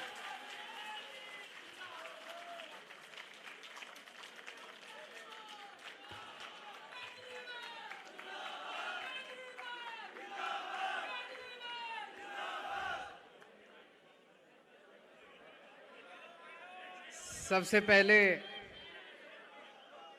आप सबका बहुत बहुत शुक्रिया। आप लोगों ने जितना प्यार, जितना विश्वास दिया, मेरा दिल गदगद हो गया आज।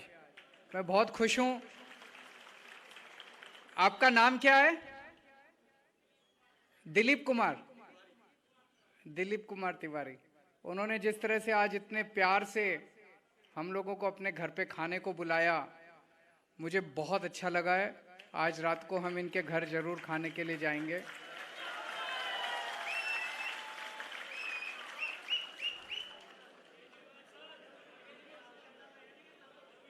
Thank you, love you to.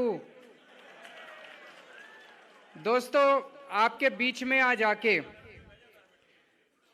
मेरे को अपने दिल्ली के ऑटो वालों की याद आती है। दिल्ली में जब हम पहला चुनाव लड़े थे 2013 में, उसके पहले जब मैं ऑटो वालों के बीच में गया, दिल्ली में ऑटो वालों को जनता बहुत गालियां दिया करती थी उन दिनों में। कहते थे ऑटो वाले माफिया, ऑटो माफिया है। उनको कहते थे टैक्सी माफिया है। कहते थे ऑटो वाले ओवर चार्जिंग करते हैं, मीटर से नहीं चलते, तरह तरह की बातें किया करते थे। मैं ऑटो वालों के बीच में गया, उन्होंने बताया किस तरह से सुबह से शाम तक उनको कितनी पैसे की रिश्वत देनी पड़ती है। हर चौराहे के ऊपर पुलिस को पैसे देने पड़ते हैं, आरटीओ दफ्तर में पैसे देने पड़ते हैं, ट्रांसपोर्ट वालों को पता नहीं कितने दफ्तरों में पैसे देने पड़ते हैं। फिर मैंने दिल्ली के रामलीला मैदान में एक बहुत बड़ी मीटिंग बुलाई ऑटो वालों की। मेरे को कई लोगों ने समझाया, चुनाव लड़ रहे हो, ये ऑटो वालों का साथ मत दो, ऑटो वालों का साथ दोगे जनता नाराज हो जाएगी, जनता इनको नहीं चाहती। मैंने फिर भी मीटिंग बुलाई और मीटिंग में मैंने ऑटो वालों को कहा, मैंने कहा जनता जो मर्जी, मैं आपका साथ दूंगा, मैं आपके साथ खड़ा हूं। और मैंने जाके जगह जगह जाके दिल्ली की जनता को बोला, मैंने कहा अगर ऑटो वाला माफिया है तो इस माफिया ने पैसे कमा के अपने लिए कोठी तो बनवा ली होती, 2-4 बड़ी बड़ी गाड़ियां तो कमा ली होती। ये सारा माफिया सारा दिन लूटने के बाद भी झुग्गी झोपड़ी में रहता है। तो ये माफिया नहीं है, ये पूरे सिस्टम का विक्टिम है, ये पूरे सिस्टम का सताया हुआ है। असली माफिया कौन है? ये नेता असली माफिया, ये पार्टियां असली माफिया है, जिन्होंने करोड़ों रुपए कमा रखे हैं, दबा रखे हैं। और इन पार्टियों ने और इन नेताओं ने जानबूझ के ऐसा सिस्टम बना रखा है कि ऑटो वालों को, टैक्सी वाले बेचारे ईमानदारी से कमाई करना चाहते हैं, लेकिन उनको मौका नहीं मिलता ईमानदारी से कमाई का। तो मैं साथ खड़ा हुआ ऑटो वालों के, और आज मैं यहां पे खड़ा होकर जो बात बोलने जा रहा हूं, इसमें कोई मैं ऐसा नहीं कि आपके बीच में आया हूं इसलिए बोल रहा हूं। मैं हर जगह ये बात बोलता हूं कि दिल्ली में जो पहली बार हमारी सरकार बनी, उसमें 70% योगदान ऑटो और टैक्सी वालों का था। ऑटो और टैक्सी वालों की वजह से हमारी सरकार बनी। इसीलिए मैं जिस भी राज्य के अंदर चुनाव लड़ने जाता हूं, पहले ऑटो वालों से जाके बात करता हूं। कोई पार्टी आपके पास नहीं आई होगी आज तक? आई कोई पार्टी? कोई वोट मांगने नहीं आई। आज मैं आपको कह के जा रहा हूं, आप अगर सारे जने टैक्सी और ऑटो वाले इकट्ठे हो जाओ, आप किसी भी पार्टी को जिता सकते हो और किसी भी पार्टी को हरा सकते हो। आपके अंदर इतनी बड़ी ताकत है। और जिस दिन आप लोगों ने अपनी ताकत पहचान ली, सारी पार्टियां लाइन लगाएंगी आपके सामने हर चुनाव के पहले।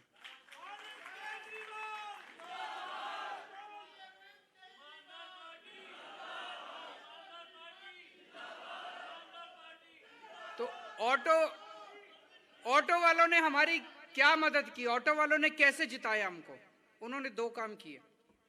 एक तो हमारे पास पैसे नहीं थे, हम जो ईमानदार लोग हैं, हमारे पास शुरू में कोई डोनेशन भी नहीं देता था, अब तो थोड़ा बहुत डोनेशन दे देते हैं लोग। तो जब नई पार्टी थी हमारी, पैसे थे नहीं, दिल्ली के हर ऑटो वालों ने अपने ऑटो के पीछे हमारा पोस्टर चिपका लिया। उस पोस्टर पे लिखा था, इस बार चलेगी झाड़ू। और एक ऑटो वाला पूरा दिन कितने 100-150 किलोमीटर तो घूम लेता है, चलता फिरता एडवर्टाइजमेंट। किसी पार्टी के पास ऐसा एडवर्टाइजमेंट नहीं था जो हमारे पास था। दिल्ली के 1 लाख ऑटो दिल्ली की सड़कों के ऊपर अपने पीछे लगा के घूम रहे हैं, इस बार चलेगी झाड़ू। झाड़ू चल गई, हम जीत गए। और उसके बाद हम लोगों ने एक एक काम किया, ऑटो वालों का पूरा सिस्टम बदल दिया। अभी मैं नोट कर रहा था, मैंने इतनी सारी प्रॉब्लम तो नोट कर ली, आपकी लिख रहा था मैं बैठ के, जो बता रहे थे। अभी और भी बहुत होंगी, ऐसा नहीं कईयों को मौका नहीं मिला, हाथ खड़े कर रखे थे, उनकी भी लिखता तो बहुत प्रॉब्लम हो जाती। प्रॉब्लम बहुत है, सिस्टम गड़बड़ है सारा का सारा। इस सिस्टम को बदलना पड़ेगा। जीतने के बाद हमने पूरा सिस्टम बदला। जितने अंदर ऐसे इन्होंने कानून बना रखे हैं जिन कानूनों की जरूरत नहीं है, ऐसे कानून बना रखे हैं कि कैसे इनसे पैसे नोचें, कैसे इनसे पैसे छीनें, कैसे इनका खून चूसें। अगर ईमानदार सरकार आती है तो ये सारे कानून बदल देती है। हमने सारे कानून बदले, एक एक करके इनके साथ बैठ के, ऑटो वालों के साथ बैठ के एक एक कानून बदला। आज मैं आपको कहना चाहता हूं, दिल्ली के, बड़ी बात बोल रहा हूं, दिल्ली के किसी ऑटो वाले को फोन कर लेना, अगर दिल्ली का ऑटो वाला हमारी तारीफ ना करे तो वोट मत देना मेरे को।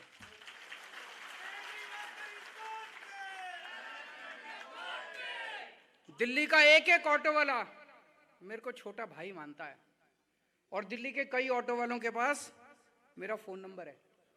किसी को कोई दिक्कत होती है सीधा सीएम को फोन करता है, दिल्ली का ऑटो वाला सीधा सीएम को एसएमएस करता है। फोन तो हो सकता है मैं ना उठा पाऊं, एसएमएस करता है और उसका काम होता है। ये ताकत है दिल्ली के ऑटो वालों की। तो दोस्तों, जैसे दिल्ली के ऑटो वाले मेरे को अपना भाई मानते हैं, आज मैं आप लोगों से रिश्ता बनाने के लिए आया हूं, आपका भाई बनने के लिए आया हूं, आपका भाई बनने के लिए आया हूं। बनाओगे अपना भाई? आपका भाई बनने के लिए आया हूं। जैसे भाई होता है, घर में कोई समस्या हो जाए, कोई बीमार हो जाए, किसी को पैसे की जरूरत पड़ जाए, कोई समस्या हो जाए, आप भाई के पास जाते हो ना, तो आपकी सारी समस्याओं की जिम्मेदारी लेने के लिए आया हूं। केवल ऑटो की नहीं, घर में बच्चे की पढ़ाई ठीक नहीं हो रही, मेरे पास आ जाना। घर में कोई बीमार है, मेरे पास आ जाना। ऑटो ठीक नहीं चल रहा, मेरे पास आ जाना। टैक्सी ठीक नहीं चल रही, मेरे पास आ जाना। सारी समस्याओं की जिम्मेदारी लेने के लिए आया हूं। आज मैं लुधियाना में आपके बीच में आपके साथ 2 घंटे से बैठा हूं, इसीलिए इसी से साफ जाहिर है आज तक कोई पार्टी ने आपको नहीं बुलाया होगा, किसी पार्टी ने आपके साथ मीटिंग नहीं करी होगी। और अगर मेरे को मीटिंग वैसे ही करनी होती, मैं आता, भाषण देता और चला जाता। पिछले 2 घंटे से बैठ के एक एक की बात सुन रहा हूं, नोट कर रहा हूं मैं। इसका मतलब नीयत साफ है कि नहीं है? नीयत साफ है, समस्याओं का समाधान करना चाहता हूं। तो दिल्ली में खूब काम किए। पहले तो छोटे छोटे दिल्ली में सबसे, जैसे मैंने बताया कि किराया कई सालों से नहीं बढ़ा था, हमने दिल्ली के ऑटो वालों का, टैक्सी वालों का किराया बढ़ाया। कैसे बढ़ाया? पहले क्या होता था, 4 अफसर बैठ जाते थे और वो अपनी कुछ भी, अफसरों को क्या पता ऑटो कैसे चलता है? पता है अफसरों को? उनको क्या पता दफ्तर के अंदर ऑटो कैसे चलता है? उनको क्या पता ऑटो वालों की क्या समस्या है? हमने एक कमेटी बनाई, उसमें 2 अफसर थे, बाकी सारे ऑटो वाले थे। ऑटो वालों ने अपना किराया खुद तय किया। अब इसमें आप सोचिए, पते की बात है, ऑटो वाला कभी भी ज्यादा किराया तय नहीं करेगा, क्योंकि ऑटो वाले को पता है मैंने ज्यादा किराया तय कर दिया तो सवारी नहीं बैठेगी। तो ऑटो वाला उतना ही किराया तय करेगा जितना उसका घर का खर्चा भी चल जाए और सवारी भी बैठे। जैसे दिल्ली के अंदर ओला उबर चलती है, ऑटो वाले को पता है अगर मैंने ज्यादा किराया तय कर दिया तो ओला उबर में बैठना चालू कर देंगी सवारियां। तो उन्होंने उतना ही किराया तय किया कि उनका धंधा भी चलता रहे और सवारी के ऊपर भी आंच ना आए। तो उन्होंने हमने उन्हीं की कमेटी बना दी, तुम ही तय कर लो अपना। उन्होंने खुद ही तय किया किराया। तो सबसे बड़ी बात, पंजाब के अंदर भी एक ऐसा कॉरपोरेशन बनाएंगे जिसके अंदर ऑटो और टैक्सी वालों को ऊपर टॉप लेवल पे रखेंगे। तो जितनी भी पॉलिसी बनेगी पंजाब में, वो पॉलिसी सारे, आज सबसे बड़ी प्रॉब्लम मैं देखता हूं हर जगह ये है कि जो भुक्तभोगी है उससे पूछा ही नहीं जाता, सरकारें पॉलिसी पे पॉलिसी, पॉलिसी पे पॉलिसी बना देती। अब पंजाब की ऑटो और टैक्सी की पॉलिसी आप बनाओगे, अफसर नहीं बनाएंगे। ये सबसे बड़ी बात है। दूसरा, जैसे मैंने बताया, हमने सारे कानून बदले। एक अभी हमने सिस्टम बना दिया,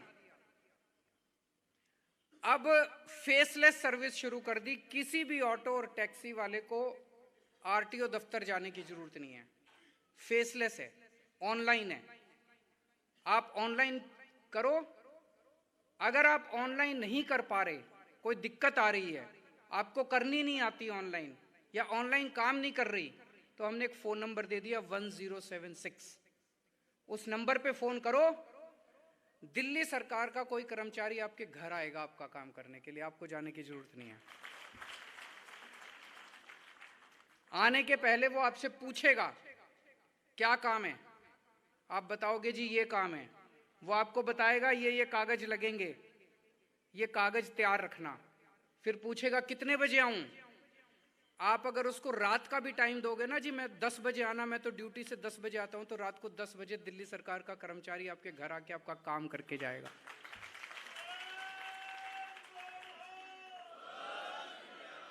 तो पूरी सर्विसेज हमने फेसलेस कर दी। एक चीज के लिए बस अब आपको आरटीओ दफ्तर जाना पड़ता है, फिटनेस के लिए। फिटनेस के लिए गाड़ी ले जानी पड़ती है, तो गाड़ी ले जानी पड़ती है फिटनेस के लिए, उसकी भी फीस वगैरह तो ऑनलाइन जमा हो जाती है। गाड़ी लेके एक बार साल में एक बार आपको दफ्तर जाना पड़ता है, आरटीओ दफ्तर, और कोई जरूरत नहीं है जाने की। फिटनेस फीस वो माफ कर दी, अब कोई फिटनेस फीस नहीं देने की किसी ऑटो टैक्सी को, सरकार फिटनेस फीस भरती है आपकी। सबसे बड़ी बात, जब कोरोना आया आपकी तो रोजी रोटी खत्म हो गई थी, लॉकडाउन लग गया था, किसी के घर में पैसे नहीं थे। पूरे देश में अकेली दिल्ली सरकार थी, हमारी सरकार थी, हमने 1.5 लाख ऑटो टैक्सी ड्राइवरों के अकाउंट में 5,000 रुपये पिछले साल डाले और 5,000 रुपये इस साल डाले। 10-10 हजार रुपये हमने 1.5 लाख टैक्सी वालों को, हर टैक्सी वाले को 10-10 हजार रुपये दिए, 1.5 लाख को दिए। कितने बने? 150 करोड़ रुपए। 150 करोड़ रुपए आज तक भारतवर्ष में किस सरकार ने अपने टैक्सी और ऑटो वालों को दिए? किसी ने नहीं दिया।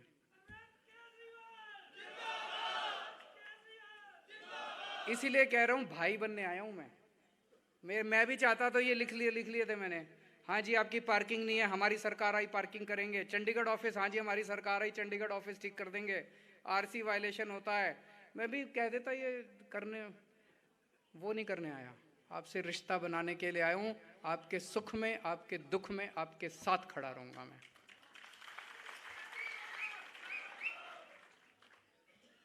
तो यहाँ पे सरकार बनेगी, एक कॉरपोरेशन बनाएंगे, उसके टॉप के ऊपर जो भी बॉडी होगी डिसीजन मेकिंग, उसमें ऑटो टैक्सी ड्राइवर्स को और यूनियन वालों को रखेंगे। एक है एक्सीडेंट अगर किसी भी ड्राइवर का होता है, उसका पूरा इलाज का खर्चा पंजाब सरकार देगी, उसको कोई खर्च करने के, कितना भी खर्चा आए उसका। अभी इंश्योरेंस की बात करी एक भाई, आपने इंश्योरेंस की बात करी। दिल्ली के अंदर हमने अब ऐसा सिस्टम बना दिया, दिल्ली की 2 करोड़ जनसंख्या, हमने इतने नए अस्पताल बना दिए, इतने मोहल्ला क्लिनिक बना दिए कि दिल्ली के किसी भी आदमी को कोई भी बीमारी हो जाए, छोटी बीमारी खांसी जुकाम से लेके उसको कैंसर हो जाए, उसका ऑपरेशन होना हो, उसको बहुत बड़ा, उसको 50, 60, 70 लाख रुपए का भी अगर ऑपरेशन होगा, दिल्ली सरकार सारा फ्री में कराती है, हर एक का।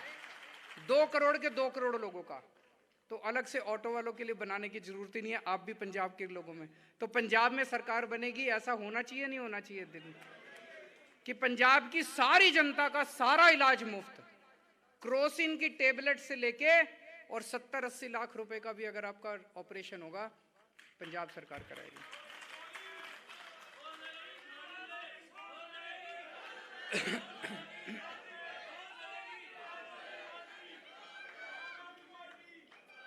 तो अभी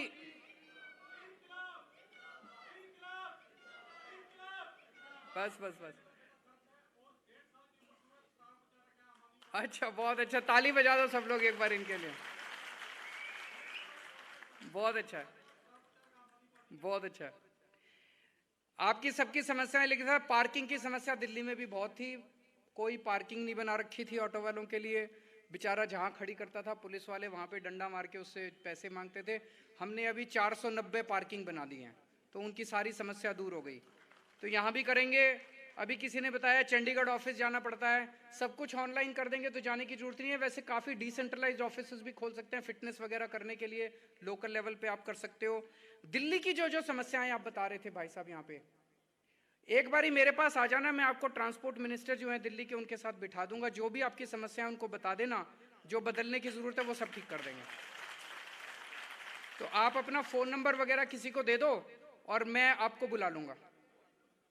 और भी जितनी समस्याएं हैं, 5 लाख गाड़ी की वेटिंग पासिंग रुकी हुई है, 3 साल तक पासिंग, ये सब करेंगे।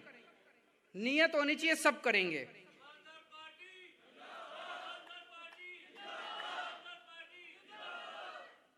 अब मैं ये जानना चाह रहा था, आज सुबह सुबह चन्नी साहब आए थे आप लोगों से मिलने के लिए,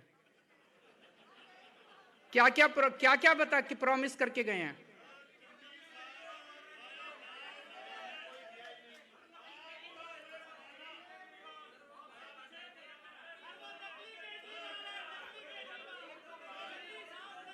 वो क्या क्या प्रॉमिस करके गए हैं। एक मिनट, इनको माइक दे दो, इनके पास आए थे, माइक देना इनको,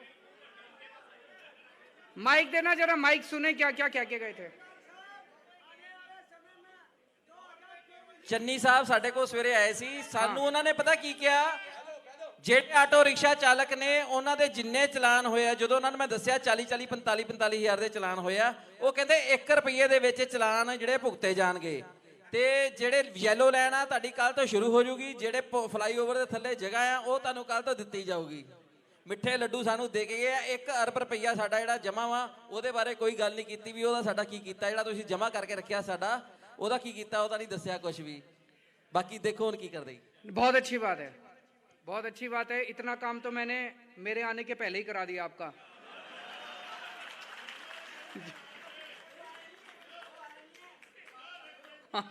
मैं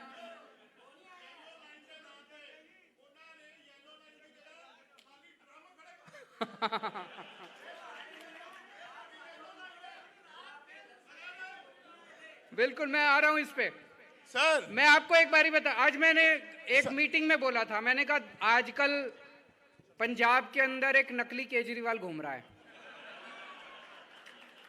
मैं जब भी पंजाब आ रहा हूं पिछले 2-3 महीने से, पंजाब आके मैं जो भी घोषणा करके जाता हूं 2 दिन बाद वो घोषणा कर देते हैं। करते नहीं है कुछ भी, घोषणा करते हैं। एक मिनट बैठो, घोषणा कर, मैं आया, मैंने कहा जी मैं बिजली, दिल्ली में हमने बिजली मुफ्त कर दी। आप किसी से फोन करके पूछ लो, 75% दिल्ली के लोगों के बिजली का बिल 0 आता है। तो मैंने कहा कि अगर हमारी पंजाब में सरकार बनेगी, हम पंजाब के लोगों का भी 0 बिजली का बिल देंगे। 2 दिन बाद चन्नी साहब ने कह दिया आज से पंजाब के लोगों का बिजली का बिल माफ। किसी का हुआ भाई साहब? किसी का बिजली का बिल माफ हुआ हो? किसी का नहीं हुआ। झूठ बोला। अभी तो चुनाव के पहले उनका ये हाल है, चुनाव के बाद तो पता नहीं क्या करेंगे, झूठे वादे कर रहे हैं। फिर उन्होंने क्या बोला, उन्होंने, मैंने कहा, मैं अगली बार आया, मैंने कहा जी 15,000 मोहल्ला क्लिनिक बनाएंगे जैसे दिल्ली में बनाए। उन्होंने कहा मैं भी बनाऊंगा। 10 दिन में एक मोहल्ला क्लिनिक बनता, बना के तो दिखाओ। 1 तो बना दो, 2 तो बना दो, 3 तो बना दो। 15,000 मोहल्ला क्लिनिक बनाओगे, पहले 1 बनाओगे तभी तो। अभी तक 1 भी नहीं बना। बनाना थोड़ी है, झूठे वादे करने हैं। पहले कैप्टन साहब झूठे वादे करते थे, अब ये झूठे वादे करते हैं। उसके बाद आज सिद्धू साहब ने खुद ही बोला, चन्नी साहब ने ऐलान किया कि रेता 5 रुपए फुट मिलेगा। आज सिद्धू साहब ने उनकी स्टेज पे आके बोल दिया चन्नी साहब झूठ बोलते हैं। वो कहता है रेता अभी भी 20 रुपए फुट मिल रहा है, 5 रुपए फुट नहीं मिल रहा कहीं भी पूरे। वो भी झूठ बोला। आज मैं महिलाओं के बीच में गया था, मैंने महिलाओं में ऐलान करा कि हमारी सरकार बनेगी, पंजाब में हर 18 साल से ऊपर की महिला को 1000 रुपए महीना हम उसके अकाउंट में डालेंगे। आप देख लेना, यकीनन अगले 2 दिन के अंदर चन्नी साहब भी ऐलान करेंगे, मैं भी डालूंगा। मैं चन्नी साहब को कहना चाहता हूं 2 महिलाओं के ही अकाउंट में डाल देना, डालना तो सही, कुछ करो तो सही। आज मेरे को आपके बीच में आना था, उनको पता चल गया कि केजरीवाल लुधियाना में ऑटो वालों से मिले, सवेरे सवेरे आपके बीच में पहुंच गए। मैं चन्नी साहब को कहना चाहता हूं, आपने जो जो वादे करे हैं, इनको ऑटो वालों को कि सारे चलान माफ करेंगे, और क्या क्या भाई साहब, येलो लाइन बनाएंगे, सारे चलान माफ करेंगे, ये कर दो, वरना ये सारे ऑटो वाले आम आदमी पार्टी को वोट दे देंगे, सारे ऑटो वाले आम आदमी पार्टी की कैंपेनिंग करेंगे। और मैं अभी से चन्नी साहब को कहना चाहता हूं कि कल और परसों में टीचर से मिल रहा हूं।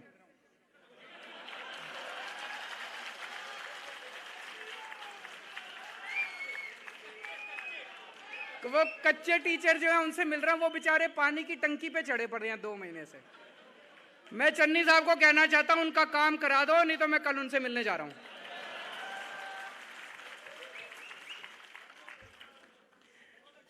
ऐसे नहीं मानते ये। तो दोस्तों, अब आपसे जो 2 बातें दिल्ली के ऑटो वालों ने करी थी, आपसे भी यही निवेदन है कि पूरे पंजाब के जितने ऑटो टैक्सी वाले हैं उनको, आपकी तो सबकी यूनियन है, उनको सबको इकट्ठा कर लो। हर टैक्सी और हर ऑटो के पीछे आम आदमी पार्टी का पोस्टर होना चाहिए।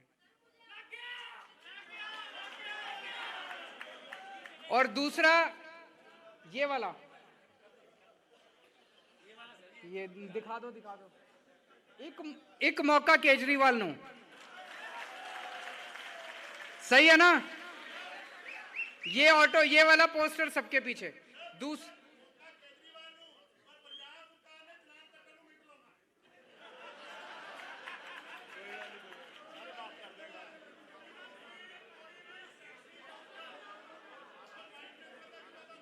देखो, मैं आपसे सहमत हूं। 1 मिनट लगाएंगे। जिस दिन सारे जन इकट्ठे हो जाएंगे ना, दिल्ली के ऑटो वालों को भी बड़ा तंग करा था उन्होंने एक बारी, लेकिन सारे जन इकट्ठे हो गए। उन्होंने कहा एक बार सरकार बदलने दो, फिर दिखाते हैं तुमको।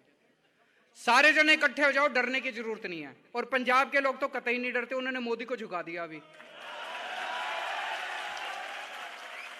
तो आप कौन सा इनसे डरने वाले हो? आप कौन सा इनसे डरने वाले हो? नहीं।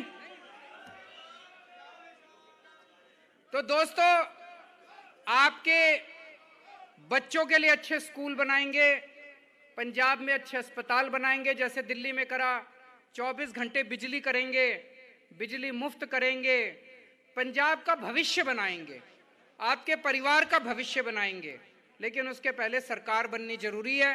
तो एक तो सारे जने पोस्टर लगाएंगे, और दूसरा, जो सवारी बैठेगी, हर सवारी आपके पास आधा घंटा मिलता है उसको सवारी के साथ, हर सवारी को आम आदमी पार्टी को वोट डालने के लिए बोलेंगे। बोलेंगे नहीं बोलेंगे?